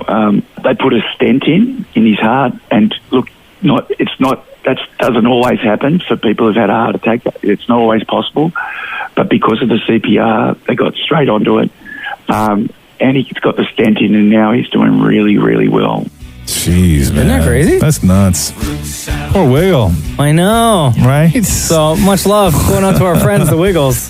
This is the Roz and Mocha Show podcast. There will be no class today at public elementary schools in Toronto. Really? Is that true? Yeah, man. They're doing that again? York Region in Ottawa. God, it's crazy. What do you do? I was talking to a bunch of people yesterday who had their kids at work. Really? Yeah, what are you going to do? There's nothing open. It's too expensive to put them somewhere. And they're only offering parents $60 a day. Is that what it is? Yeah. Yeah, that's the kickback? $60? Your compensation, yeah. But here's my question. Yeah. If the province has the money to give all the parents $60 a day, yeah, why don't they just take all that money? Different money. And give it to the teachers? That's different money. Different money. It makes no sense to me. Different money. Yeah, but money's money. Why do you have money to buy groceries but not your kid an iPad? Because my kid doesn't need an iPad. Well, there you go. You just answered the question. What, teachers don't need that money? No, I'm not saying that, but I'm saying that's the rationale. Idiots. You calling me an idiot? No, not you. Oh. Not you and not the teachers, okay? No, I know. I'm with the teachers on this. It's a very complicated situation. Yeah. But like as far, I don't mean what the fight is. I mean why there is money for certain things and why there's no money for other things. Why, that's the giant argument is like, how do we have no money for, the homeless and affordable housing and no money for Canada's vets, but yet foreign aid is astronomical numbers. Millions, yeah. Who knows? Who Sure. knows? Yeah, that's an argument. It'll make you mad lying in bed thinking about all that stuff. I saw there's coffee shops in Toronto offering teachers on the picket lines free coffee and tea yesterday, which I thought was real nice. Yeah. Do you drink tea? I do. You do? What kind of tea do you drink? I don't mind. Whatever's in the house. Really? But like a caffeinated tea or a non-caffeinated tea? Both. You do? Yeah, huh? depends on the time of the day. What do you put in it? I haven't had a tea and I don't know if how it's like long. a regular red rose tea, I'll put milk. Other than that, just nothing. Because like a nice chamomile tea. Yeah. Ooh, baby. Really? I like every night jasmine tea. What's in jasmine tea? It's a green tea. So it's full of caffeine. Oh yeah, but jasmine tea is the best. No, I can't. And in the morning here, I'll have green tea as well. A peppermint tea in the morning is very good for you. Nothing in it. But so does that keep you up at night though? No, it doesn't. No, really? No, nothing keeps me up at night. The latest in the day. Not even shame?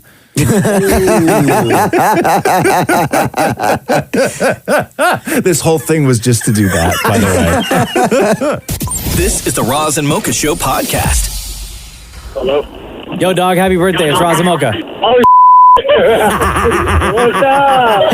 Yo, what up, homie? What up? What's your name? Aaron. All right, your lovely fiance reached out via DM and asked for us to give you a call for your birthday. And she said that she was able to get you the day off yesterday from work so you guys can go on like a big birthday adventure. What is it that she had planned for you? So we went to Pursuit OCR.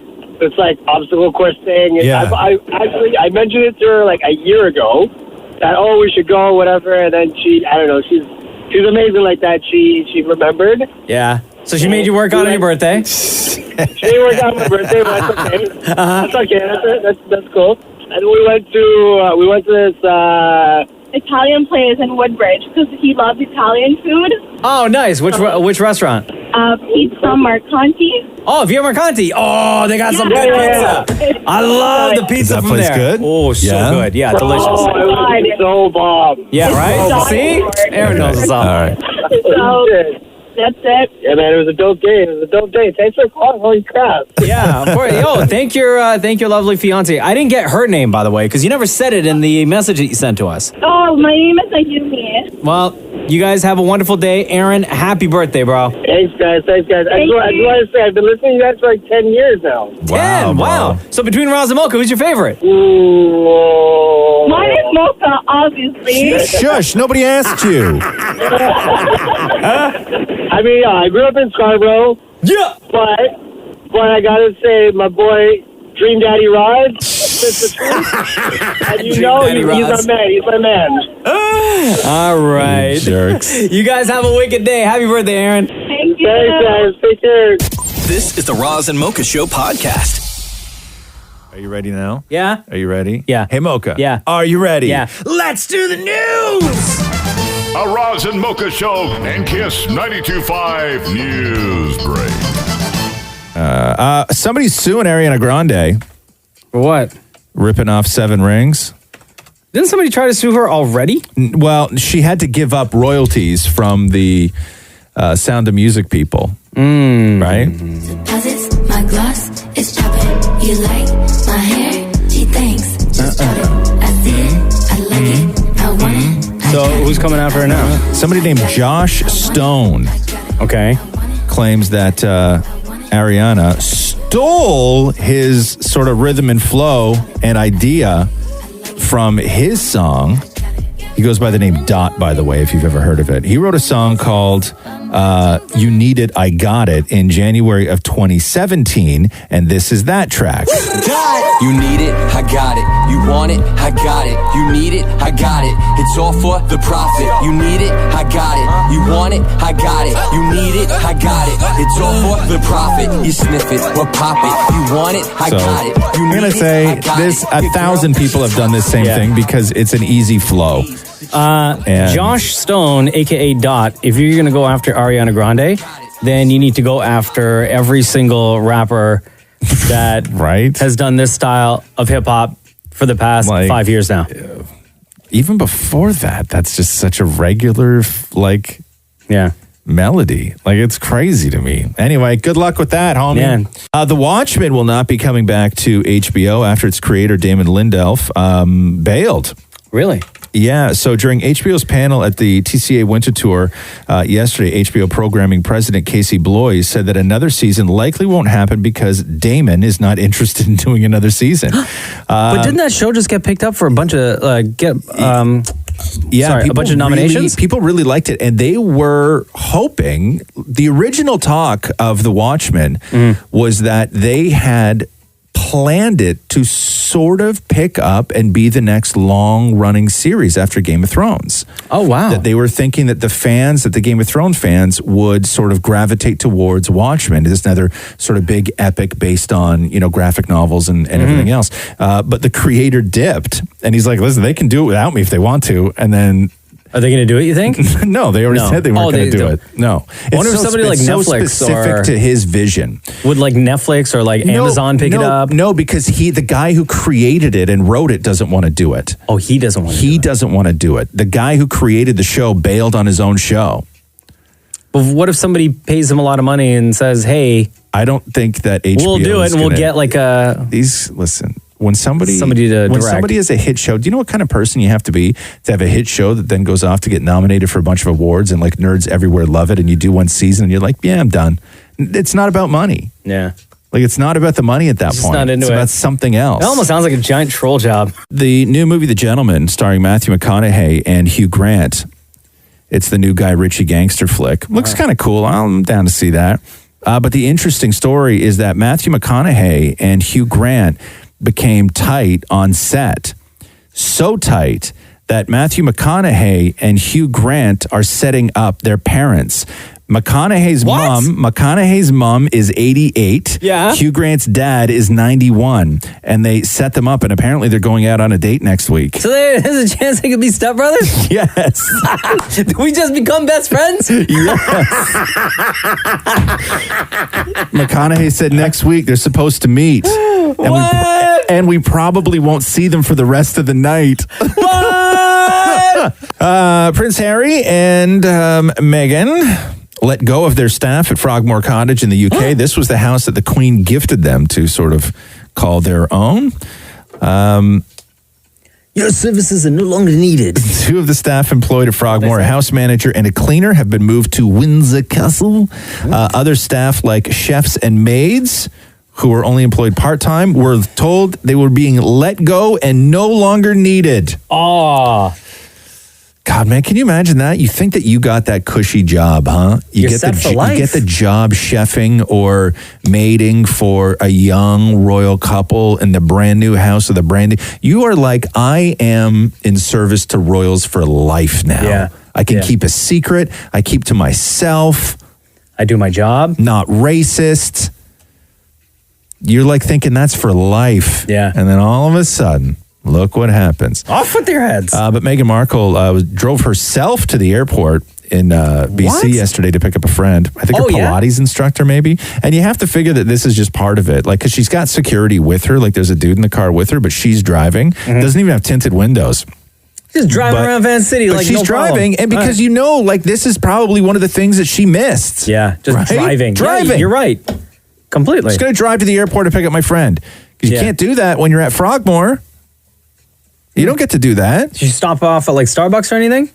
I bet she misses that. There's Just like a simple drive paparazzi and everything else. Big deal in the makeup world. Kat Von D has sold her cosmetics company. I had no idea she had a cosmetics company. Very popular. Really? Very popular cosmetics company. Didn't know that. She sold all of her shares of the cruelty-free cosmetic company Kat Von D Beauty back to her partners. She said that she's going to concentrate on new music and being with her kid and, of course, her shoe line. She says the transition for you, my loyal customers, will be seamless in order to avoid any confusion with such a big change. Kat Von D Beauty will take a moment and rebrand itself, so you will start noticing the change from Kat Von D Beauty to KVD Vegan Beauty. So that's going to be the Kat Von D, she's music now too? Yeah, she's going to do music. What happened to tattoo? I don't think she tattoos anymore. Not enough money in tattooing. Too much time and not enough money. Remember her show back in the day? Dude, she had like 3 shows back in the day. I remember at the popularity height of her tattoo show, I went to LA. Yeah. And we drove by just to see where the shop was. Yeah. And the windows were all blacked out. I guess maybe they were filming that day. Yeah. And there was a lineup of people outside. Yeah. I don't know if they were waiting for appointments, waiting maybe to meet Kat Von D and like the rest of the tattoo artists or what. Just but to it take was a picture. insane. Yeah, man. No, her stuff's at Sephora. Like, people really like it. Like, it's a legit, she's legit, man. She's been doing it for a long time. And Harry was at a charity benefit over the weekend and did a speech and spoke out about his decision. He did not put this on Meghan because everybody's calling her Yoko Ono and everything else. He made this sound very much like it was his decision. It brings me great sadness that it has come to this. The decision that I have made for my wife and I to step back is not one I made lightly. It was so many months of talks after so many years of challenges. And I know I haven't always gotten it right, but as far as this goes, there really was no other option. Wow. What I want to make clear is we're not walking away. And we certainly aren't walking away from you. Here we go. The Roz and Mocha Show Podcast. Deborah Duggan, who was the head of the Grammys, was fired a couple of days ago, and the story is crazy. So this is from Page 6. Insiders tell Page 6 that they suspect that the Grammys fired their first ever female boss in an attempt to silence her after she wrote a bombshell memo alleging misconduct inside the Grammy organization, including sketchy voting practices, financial mismanagement, and conflicts of interest. So they are saying there's like two sides now. There's her side and everybody else's side. And she's lawyered up now, and she's the person she's hired, the lawyer she's hired, is the same lawyer who's repping Gabrielle Union with her fight from being kicked off America's Got Talent. Wait, so she's working within the Grammy organization and she's writing like a tell-all? No. She's snitching on everyone? No, she wrote a memo to HR. Oh!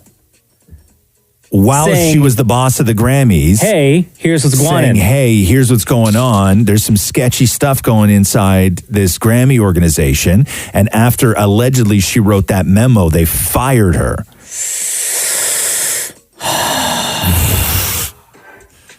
I mean, sketchy voting practices is like, that's just about the worst accusation you can make against an awards show, especially something. Wait till all the like details. The Grammys. Wait till all the details come out. I'm sure they will, as to which categories, artists. You'll never know. No, you don't think so? You'll never know. You'll never know. This is the Roz and Mocha Show podcast. Question. Saucy. I saw this. Are you a digital hoarder? A digital hoarder? A digital hoarder. They did a survey, and they found that 52% of people have never deleted a single thing off their phone. That's not a picture, not an old app, a memo, an email, a DM, nothing. Yes, I am. 52% of people. Because I'm lazy. Yeah. And I will tell you, I went 3 straight days a couple weeks ago. Yeah. Going through every single photo in my camera roll. Yeah.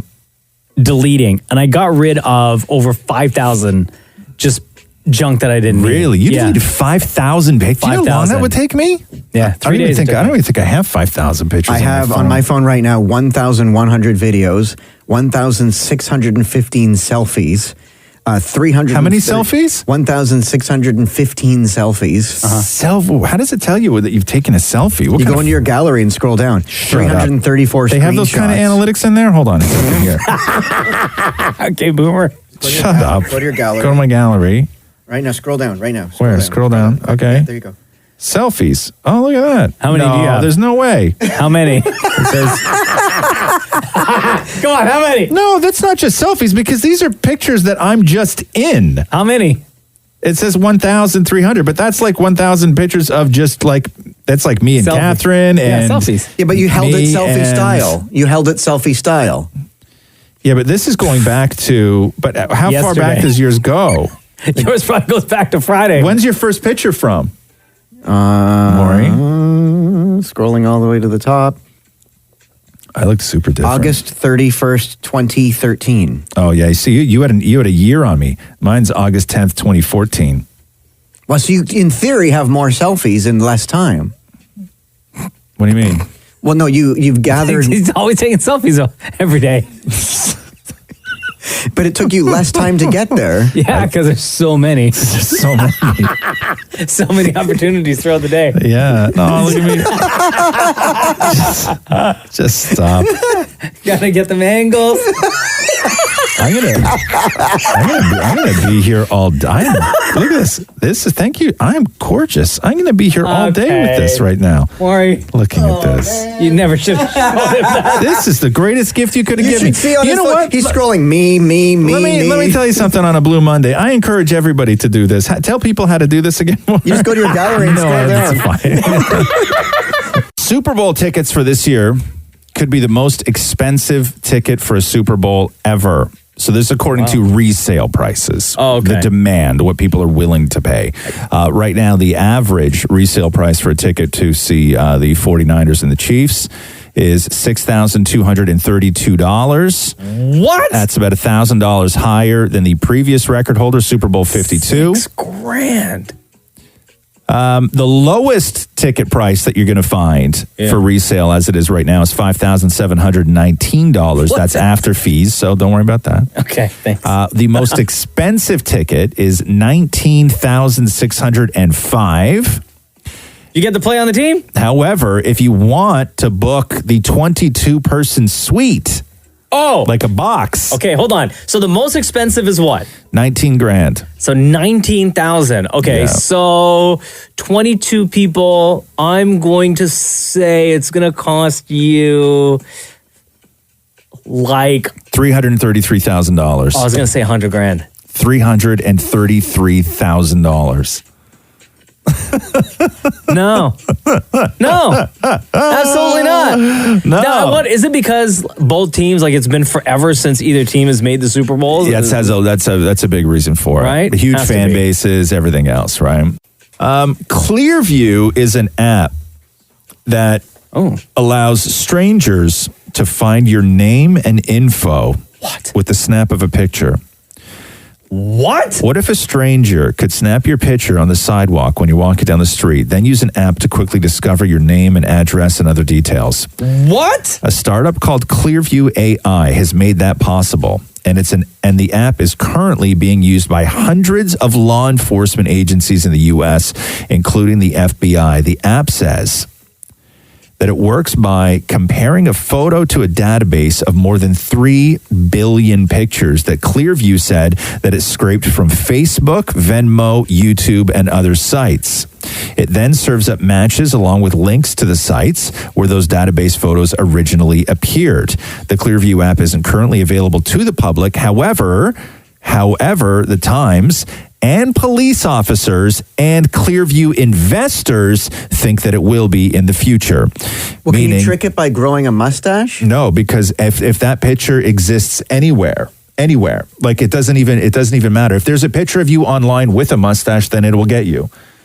And it's eyes. It's always eyes and facial. That's scary. There's no way. There's like they'll do like 100 different points of your face that they'll just match have up. Similar technology, I guess, for the subways in New York. I saw in a documentary where they could. This is where you can do it. You can walk down the street and take a picture of somebody's face and put it in the app and then find out who they are. There's no way that this is like legal. There's no way this is going to be allowed to be released to the public. Awesome is if you set up a date. Like a be blind serious date. for a second. No, I'm serious. And you nobody's showing up. You can check people's faces and see if the person's actually there. You're not taking this seriously. No, that's not how it works. You would have to see somebody and be like, that person looks interesting. Take a picture of them. Then you can find out everything about them. There's no way this will ever be allowed. That's I don't know, scary, man. That's I don't really know. Scary. I don't know. And now it's time for Ask Roz and Mocha. Yo, Andrew. Hello. What up, homie? I'm good. How are you? Good, buddy. All right. So this is a very special Ask Roz and Mocha because you, Andrew, get more than one question to ask. Why do you get more than one question? Because I tried taping with you guys live in studio and the file got corrupted and it didn't save. So we're trying it again. That's right. You were in here.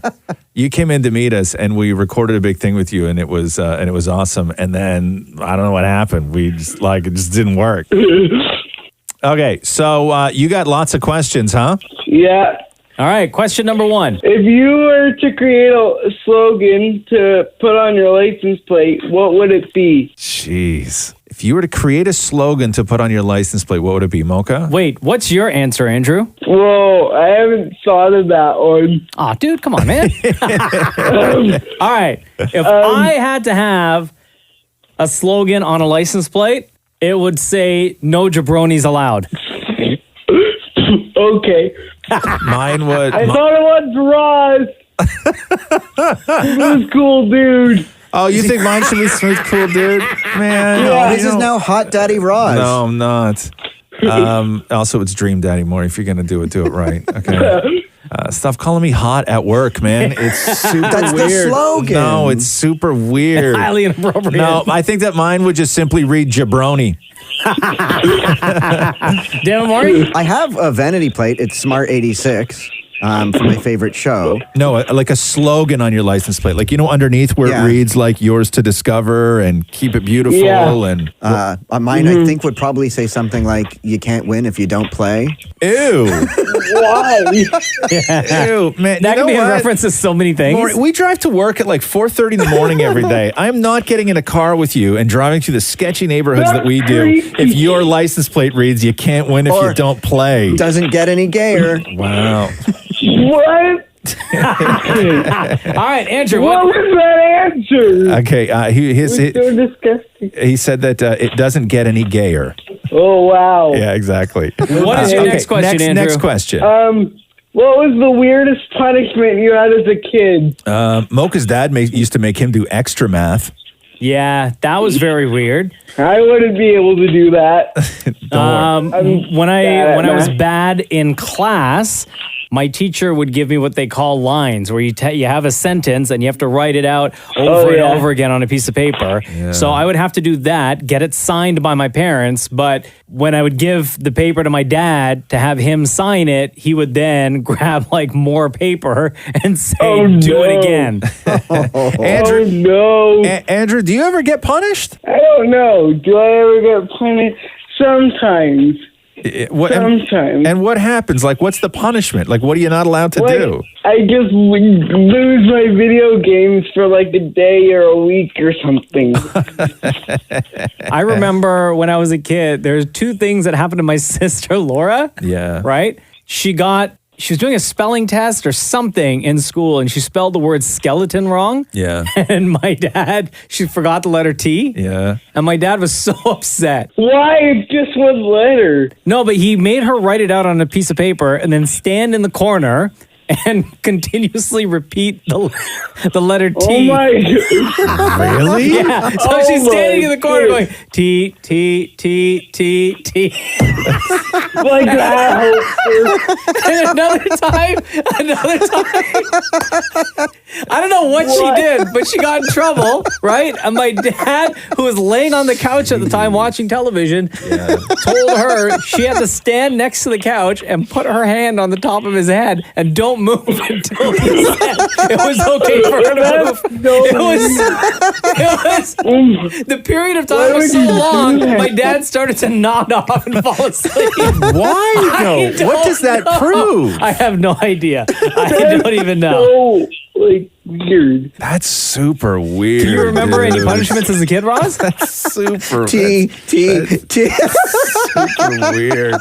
Yeah, I mean, I just got like regular punishments. I never got punished that often though, because I really wasn't like a bad kid. Yeah, believe it or not. Like I just really kept to myself. I just played a lot of guitar, and then my parents started to get worried that I was going to go and run off with women that were older than I was at the time. So they didn't really punish me because they just didn't want to like upset me, and I had no idea about that. But did I ever get like punished? Like, I don't know.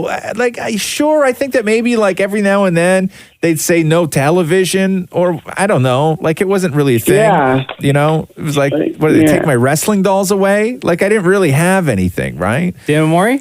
One time my dad, because we lived on the top of a hill.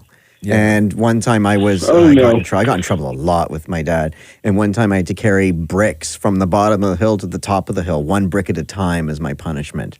Because he was building a deck at the back, right? So he's like, he was building a deck out of bricks? Like, yeah, like a deck, like a landing in the backyard out of bricks that you put the table on.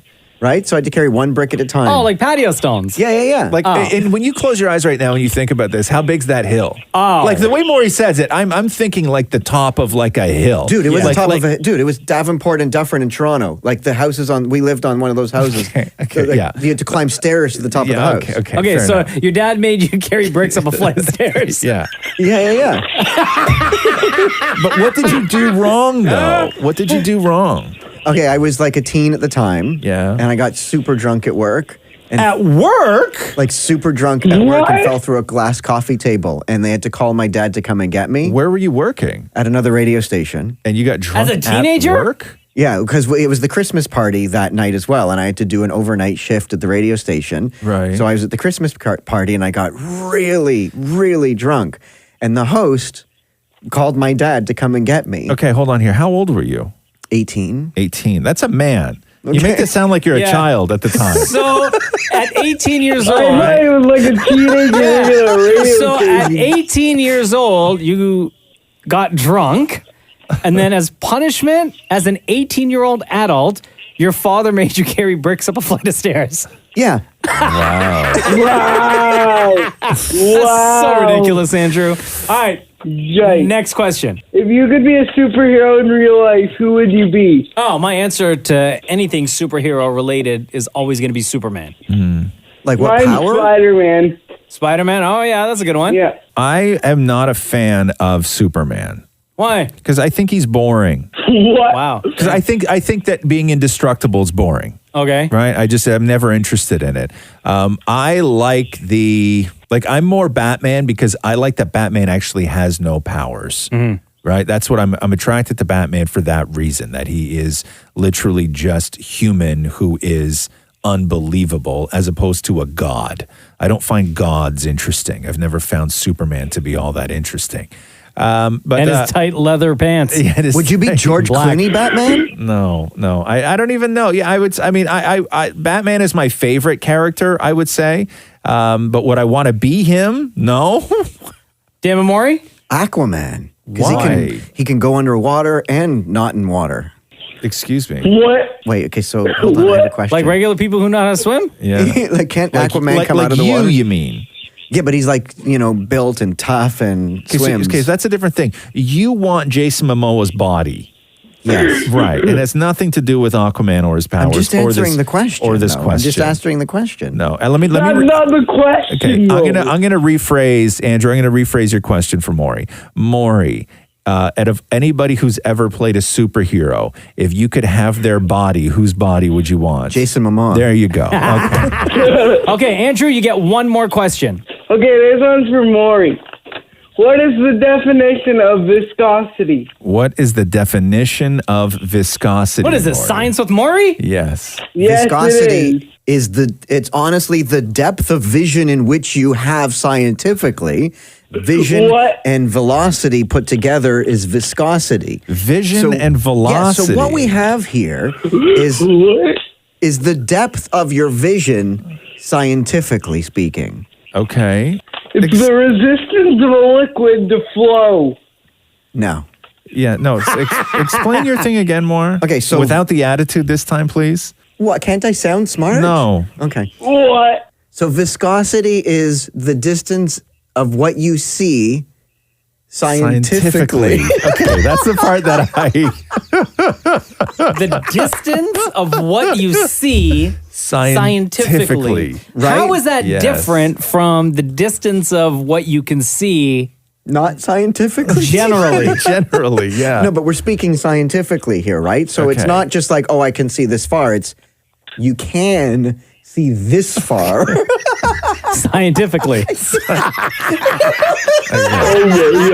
Andrew, can you please explain to Maury the answer, please? It's the resistance of a liquid to flow. Of which you see No, not Andrew, at all. we love you, brother. Thank you so much for your questions, and thank you for being such a big supporter and a big fan of the Roz and Mocha Show. I wouldn't let you do my science exam. Later, dude. Smart. Later, man. Bye. Bye-bye. Ooh, here's a good question from Mark. When is the last time you told someone off? This past weekend. Huh? This past weekend. Who did you tell off? Somebody that hit the handicap button in my condo just so that they could walk through. And I was like, that's for security, man. What? What? Yeah. What's for security? Because it's a security door, and Yeah. she hit the handicap button so it would open automatically. Uh-huh. And I was like, that's for security, man. But what does that's for security mean? But it's a security door, so I told her off. I was like, you shouldn't be hitting that button. That's your version of telling somebody off? By pointing out that they shouldn't be using the handicap button? Yeah.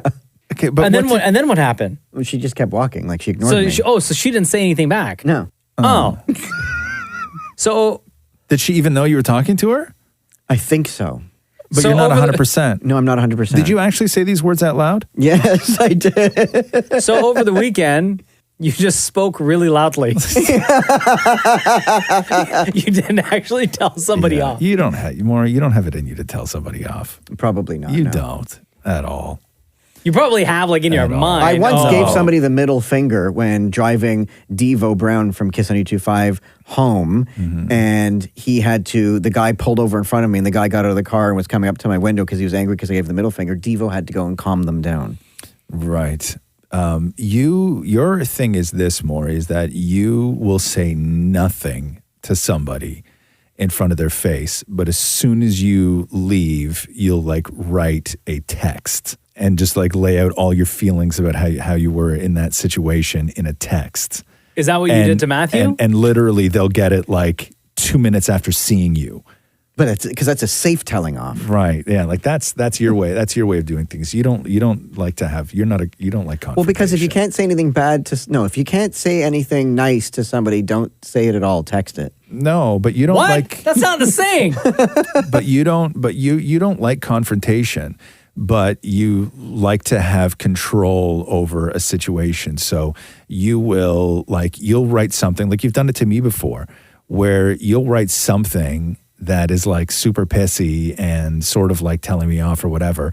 And then I'll write you back with a legitimate and rational argument or a counterpoint. And then I don't hear from you ever again.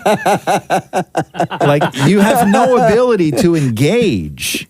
So when was the last time you told someone off? I don't know. I don't really tell people off. I'm rarely in a situation where I tell people off. Mocha, you must have. Why must I have? I know you're opinionated and like on the phone. Like I was having work done on the house, and I felt like I was being jerked around by this company, and so I got on the phone with them, and I told them off. But I'm never like aggressive about it, right? Like I always sort of am very rational when I'm telling somebody off. Like it's never to instigate an argument or escalate a situation. I just have a very blunt way of laying things out for people in a harsh way. I wish I had the ability of telling somebody off like they do in the movies. Like what?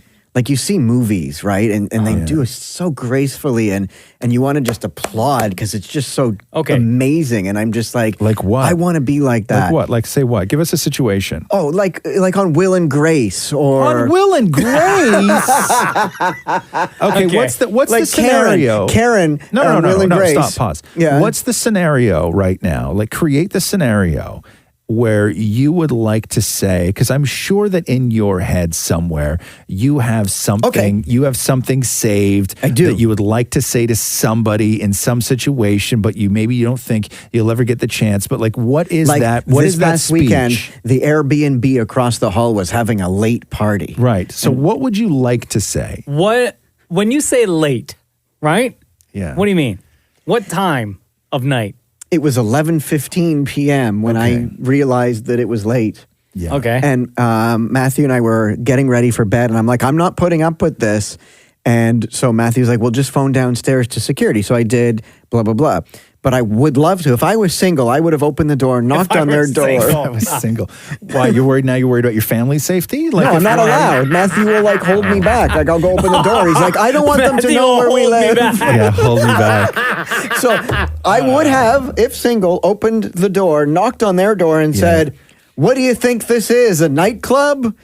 At 11:15 on the weekend? But that's like your big rap that you've had. I've practiced this in your head. But then what? Okay, then here like let's play this out, right? Okay. Here we'll play this out, right? Knock knock. Okay, I open it up.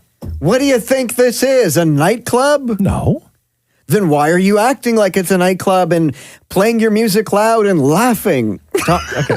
First of all, crazy person. Yeah. Okay. Talk normally, right? Like talk normally. Like let's just legitimately have a conversation where you honestly tell me off, right? Okay. Don't act like a thing right now. And okay. So here we go. Hello. Hi. Can you keep it down? What do you think this is? A nightclub? No. Well, then what are you doing playing your music loud and laughing? I don't know, I'm just having some friends over. But don't you know the law? You're not supposed to have friends over or be loud after 11 p.m. The law? Yes. What law is that? The noise bylaw. Your noise, your happiness is interrupting my sadness. You can't even tell somebody off with a serious face. No, you know what? I don't know if I've ever met somebody who is worse with words. Like, and not just some words, like not just the big ones, but like all of them.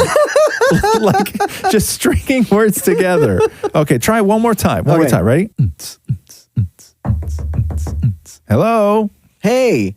Just wondering if Maury from across the hall. Huge fan. What's going on? Yeah, awesome. So, I get up early. I'm trying to I get up early too. I listen to your show every day, man. You are so funny. Well, what do you think this is? A nightclub? What do you mean? Well, you're acting a ruckus with your loud music and the laughing and whatnot. First of all, nobody talks like this. You are incapable of doing anything seriously. You really are. Like you would never use those words in a real situation. Like I'm trying to get the real you out of you right now, right? And you're incapable of doing that. No, but that's how I always am. That's how you always are? Absolutely. I mean, I would be much angrier. It would be knock, knock. I'd be like, yes, this is what I want. Okay, there we go. This is what we want. And then that person says, no. Okay. Be like, I've already called security and the police. And they're on their way. Okay, pause for 1 second. Here we go. Now we got this. Okay, ready? Okay, here we go. Hello? Could you shut the up? What are you going to do about it? I've already called the security and the cops. So? You're being loud, and I'm not able to Not sleep my in there. problem. I live for my Sunday sleep-ins, I don't and you care. ruined it. I don't even know who you are. And I don't know who you are, but what I do know is I own here, and you do not. How do you know that? Because this is an Airbnb. So what? Like because you own, that makes you better than me? It does here. In what world are you from? You Where arrogant little man? I pay maintenance fees for people to come up First here and of tell all, you to shut up. you need to know something right now. Get your finger out of my face, walk back into your place, or I don't know who or what you have in there, but I'm going to come in there and beat the absolute bloody hell out of both of you. It's 11 o'clock, you sad little man. Oh, I've already left and slammed the door. Okay. At this point, you and Matthew are under the bed, right?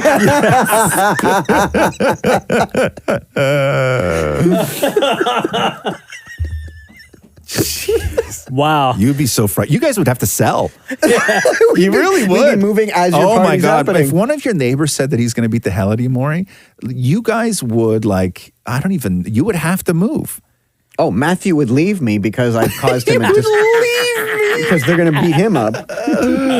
So wow, Maury. All right, Lisa asks, are fake trees / plants in your home considered tacky? No. I would say absolutely not. No. What's wrong with that? No. I have 2 small fake succulents in the bathroom. Yeah, there are some really, really great fake plants that you can buy, and they're awesome. Even outdoor ones. I have a big fake sort of not palm. What is it? It's like almost like a fake pineapple plant at the cottage in a big giant pot outside. It's awesome. No, fake plants. There's nothing tacky. Fake plants used to be extremely tacky when they looked like they were made out of silk. Well, because they had neon stems.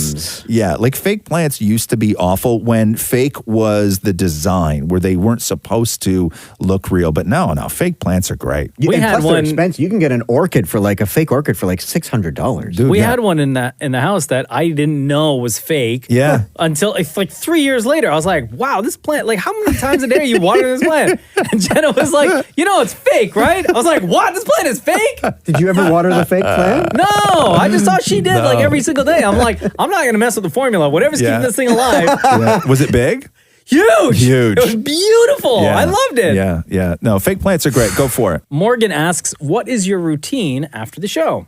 After the radio show ends. So we're on Monday to Friday, 6 to 10 a.m. When we wrap the show at 10, what do you do, Roz? I jump in a car and I go up to do Entertainment Tonight Canada.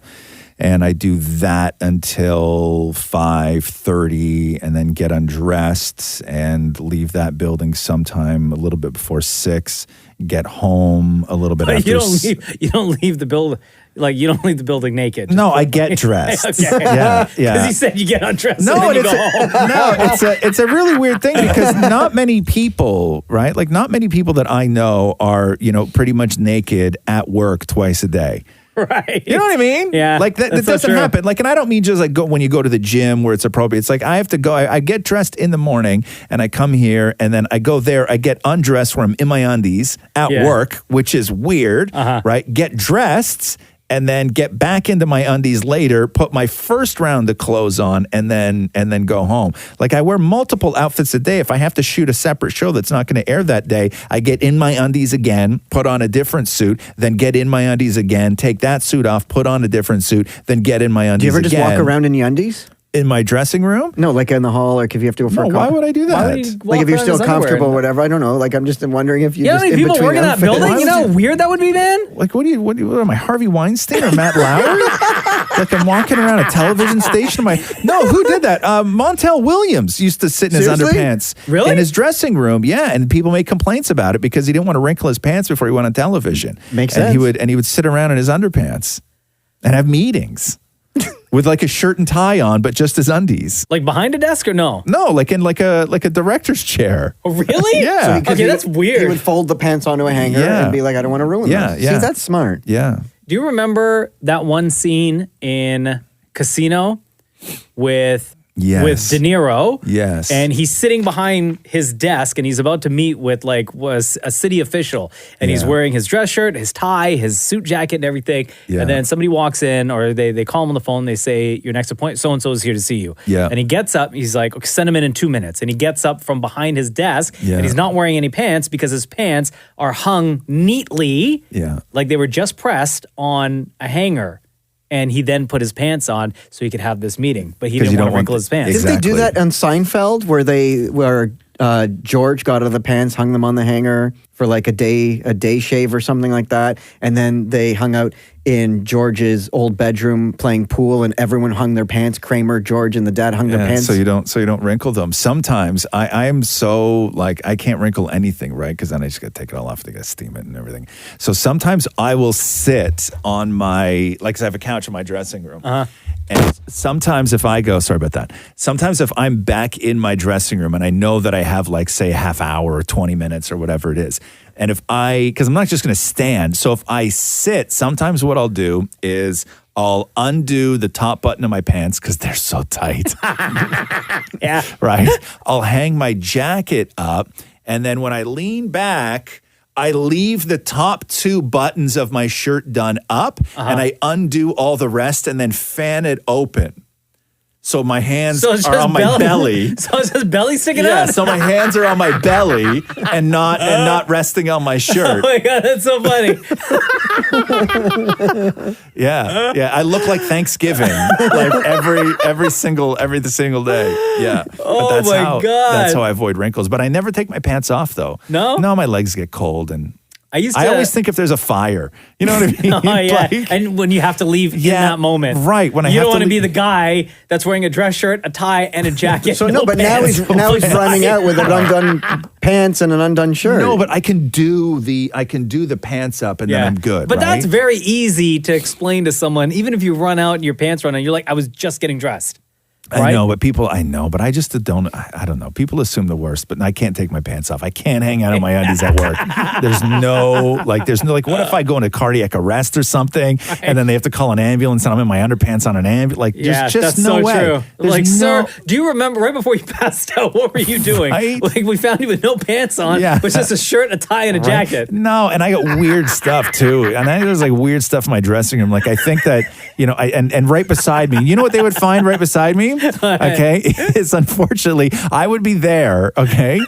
I would be there on the couch, right? Dead, dying, right? And they would pull me out, and what they would see on my end table right beside my couch is a thing of cream. Right? Okay. Is a thing of cream. Yeah. This is what, like hand lotion? Yeah, like lotion, right? Yeah. Okay. A thing of lotion. Okay. A thing of almonds and the book written by Justin Bieber's mother.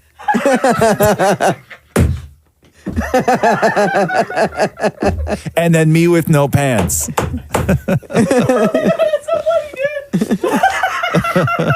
You're such a freaking weirdo. Oh, man. And that's the story they would run with on the news, too. I know. List of items found. Yeah, and then people will start tagging Bieber's mother in it and like all this stuff. No. All right. Anyway. So the original question is, what is your routine after the show? Damn it, Maury. I go home. Well, I'll stop on the way, grab a sandwich or a snack, and then I head home, and then I get into my pajamas and watch a bit of The Price is Right, and nap for a few hours, get up and work on more stuff for the show, eat more. It's a lot of eating. Mm-hmm. How much money It's a do you very boring spend? life. Yeah, very. Like even that, like you had all the opportunity right now to make this interesting, and I didn't want to lie. How much money do you spend a day on food? I'd say Because even when you're working in here, you leave like at least twice. Sometimes I'm hungry and I'll grab a yogurt and a bag of During the chips. show, you'll leave. What do they to go charge get you for food. that? The yogurt is $4.95. The bag of chips is $3. Damn. Yeah. And then I mean, there what are do days you- where I'll run to like Starbucks or something, right? And then what do you get when you leave here? Sometimes I'll stop at Starbucks. They have chicken salad. Yeah. Or sometimes I'll stop. Those are like $7-8. Yeah, or I'll get like a, what do you call it, an avocado toast. Mm-hmm. And what do you, and you know that Maury does a meal service, right? Where they bring all the ingredients to his house. Oh, okay. And then he has to cook it. Where it's like, like like individually packaged Yeah. meals. And then each night and you know what's funny is I did this last night Mm-hmm. and I said to Matthew, I said, the cool thing about this, it may not be the best food, but we're cooking together. Fair enough. But what do you pay for that? So 3 meals comes to $69. It's a lot of money. Yeah, dude. But if you minus what you would spend, what's the difference? But, no, but you're already spending X amount every single day on 2 trips during the show to go buy food, plus you're buying food immediately after the show. And then, what do you do for lunch? You usually do like Uber Eats or something, right? Yeah, or I'll eat leftover of the meal that we made the night before. But the safe thing here is, or the good thing to say is, I'm not wasting any food. But you're just wasting money instead. No, but I'm not throwing out any food. But why would you ever throw out food? No, like if it went bad or something. I just thought that was the right thing to say at the moment. Oh, yeah. I mean, listen, nobody likes waste. But I just think that that's an incredible amount of money. So it's, so that's $70 for 3 meals that you then have to cook at home. And that's not lunch. That's not 3 breakfast. dinners. It's 3 dinners. Yeah. And what do they give you in one of them? So last night's we made a halloumi thing. What's that? Halloumi's a cheese. Okay. Like a roasted halloumi on top of couscous. Mm-hmm. So they give you a small package of couscous, a little thing. Like they portion it out. Like you don't get like a can of diced tomatoes. They put in a separate container the amount of diced tomatoes that you would need for this recipe. Like 4 little diced tomatoes? Or like a thing full of, I guess whatever they can pack into the jar. Okay. And then they'll pre-cut the onions for you in a little Ziploc bag. So they don't even give you a whole onion. Like you can't even use. No, because I guess the whole thing is you rip it open and then just onions pop are it done. in. Yeah, Okay. right? And oh my God, that is so expensive. soy sauce that you get like from a restaurant. Like so when the recipe calls for soy sauce, it's a like package? Like the the little packets of soy sauce that you get for free at the food Like court. when I go to the grocery store and I buy sushi, like as a quick lunch? Yeah. Okay. So like those, and then the package of cheese or whatever, and then 1 red pepper. Like a whole red pepper. Yeah. But is that it you cut dice up? out. No, that you have to cut that Oh, out. you have to cut that out. Yeah. Hold on, So they that's your portion job. everything else out, but they make you cut. Because like maybe if The you pepper? pre-cut the red pepper, it'll go bad and they can. Oh, maybe. Who knows? Okay, so no meat? Well, this one didn't come with me.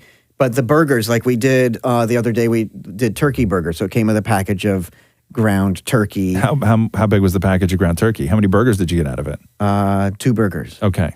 Right? So 2 burgers. It came with the buns, and then it came with the spices and the sauces and all that kind of stuff. And how much was that? It was one of the 3 meals. So. Oh my God, dude. This is so much money for what you're getting. It's so much money. But they keep giving coupons in the mail. It's like so much money. to do these. So I'll try a different company and then stay with it for a little while, right? Because when you live in a condo, there's always the coupons in the mailbox for like if you sign up for this many months, you'll get like $20 off But isn't your it first cheaper? meal. Wouldn't it be cheaper for you guys to take that money, right? And like, does Matthew know how much you're spending a day? Yeah, on he the loves extra- this because he thinks... No, not on that. Like on the stuff that you spend No, of outside. course No, not. No. he doesn't. Does No. he spend money when he's? Yeah, he'll order lunch sometimes because he comes home for lunch every day. I wish he wouldn't, but he does. Oh wow, that's love. Love. No, but have That's you what ever? love looks like. Have you ever like sat down? I assume the answer is no. But wouldn't it be way cheaper for you guys just to take the money that you would spend on all these meals and like buying stuff every single day and just do like a big grocery shop and then like meal prep. But the thing for the is, week? so when we do groceries on Sundays, when we come back, we end up throwing out a lot of stuff to make room for the new stuff. So what Matthew said was this meal delivery thing, as it may be a bit expensive, at least everything's portioned and there's a lot less waste. But then why are you still going to the grocery store? For other than almond milk, or, we still have to have breakfast. We still need eggs for the morning, or, some stuff for his lunch. I will say this, and where I do sort of agree with this mentality is, like, I wanted to go, and I was making tacos on the weekend. Yeah. Right? And I was making spring rolls. Sorry, I was making spring rolls. And I said to Catherine, hey, what do you want in your spring roll? Because I'm going to make a couple spring rolls tonight. Rox and I just want to sit around and make spring rolls. And I was like, hey, what do you want in your spring rolls? She's like, just do some, like a little bit of cabbage and a little bit of like just bean sprouts and throw in some just like peppers or whatever. Like just anything that like tastes good, right? So I go to the grocery store and I know that I need the amount of cabbage for 2 little spring rolls. Mm-hmm. But I can't buy a little thing of cabbage. You have to buy the whole cabbage. I got to buy the whole cabbage. And the whole cabbage is the size of a human head, if not larger. And then what are you going to do with the rest of it? What am I going to do with the rest of it? Mm-hmm. Right? So now, because I wanted to make Catherine 2 little spring rolls, now I have a full I don't like cabbage. I'm not going to cook with you make cabbage. a soup with it? Cabbage soup stinks. Oh, it makes you fart. Right? It's just not good. Yeah. So I think that you should be able to, buy what you need and not always be forced. Like, I like those hearts of romaine lettuces, right? Oh, but they so come good. 3 in a bag. I know.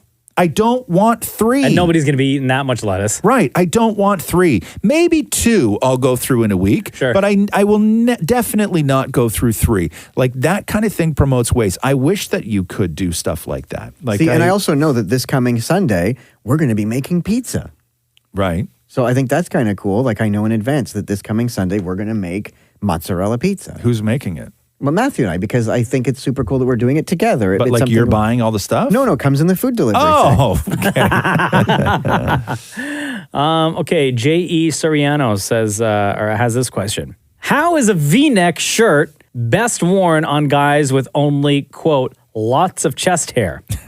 Or guys with only a big chest? Oh. Or really anyone? I wear V-necks. I think you just wear it with pride. I don't think that there's rules. Like I don't believe or subscribe to, certain clothes for certain bodies. I think that if you wear something and it fits and you feel dynamite in it, then who cares? I have a feeling J.E. Soriano wore a V-neck and felt good about himself. Yeah. And somebody made a comment about his chest hair. Right. And now he's like a little insecure. No, you're probably right about that. I wear V-neck. I got chest hair in the summer. I'll rock a V-neck, but I can't do a tank top. No? Why not? Why not? I'll wear a tank top sometimes to the gym, and then I'll meet Matthew afterwards, and he's like, "You really shouldn't be wearing a tank top." Oh, wow.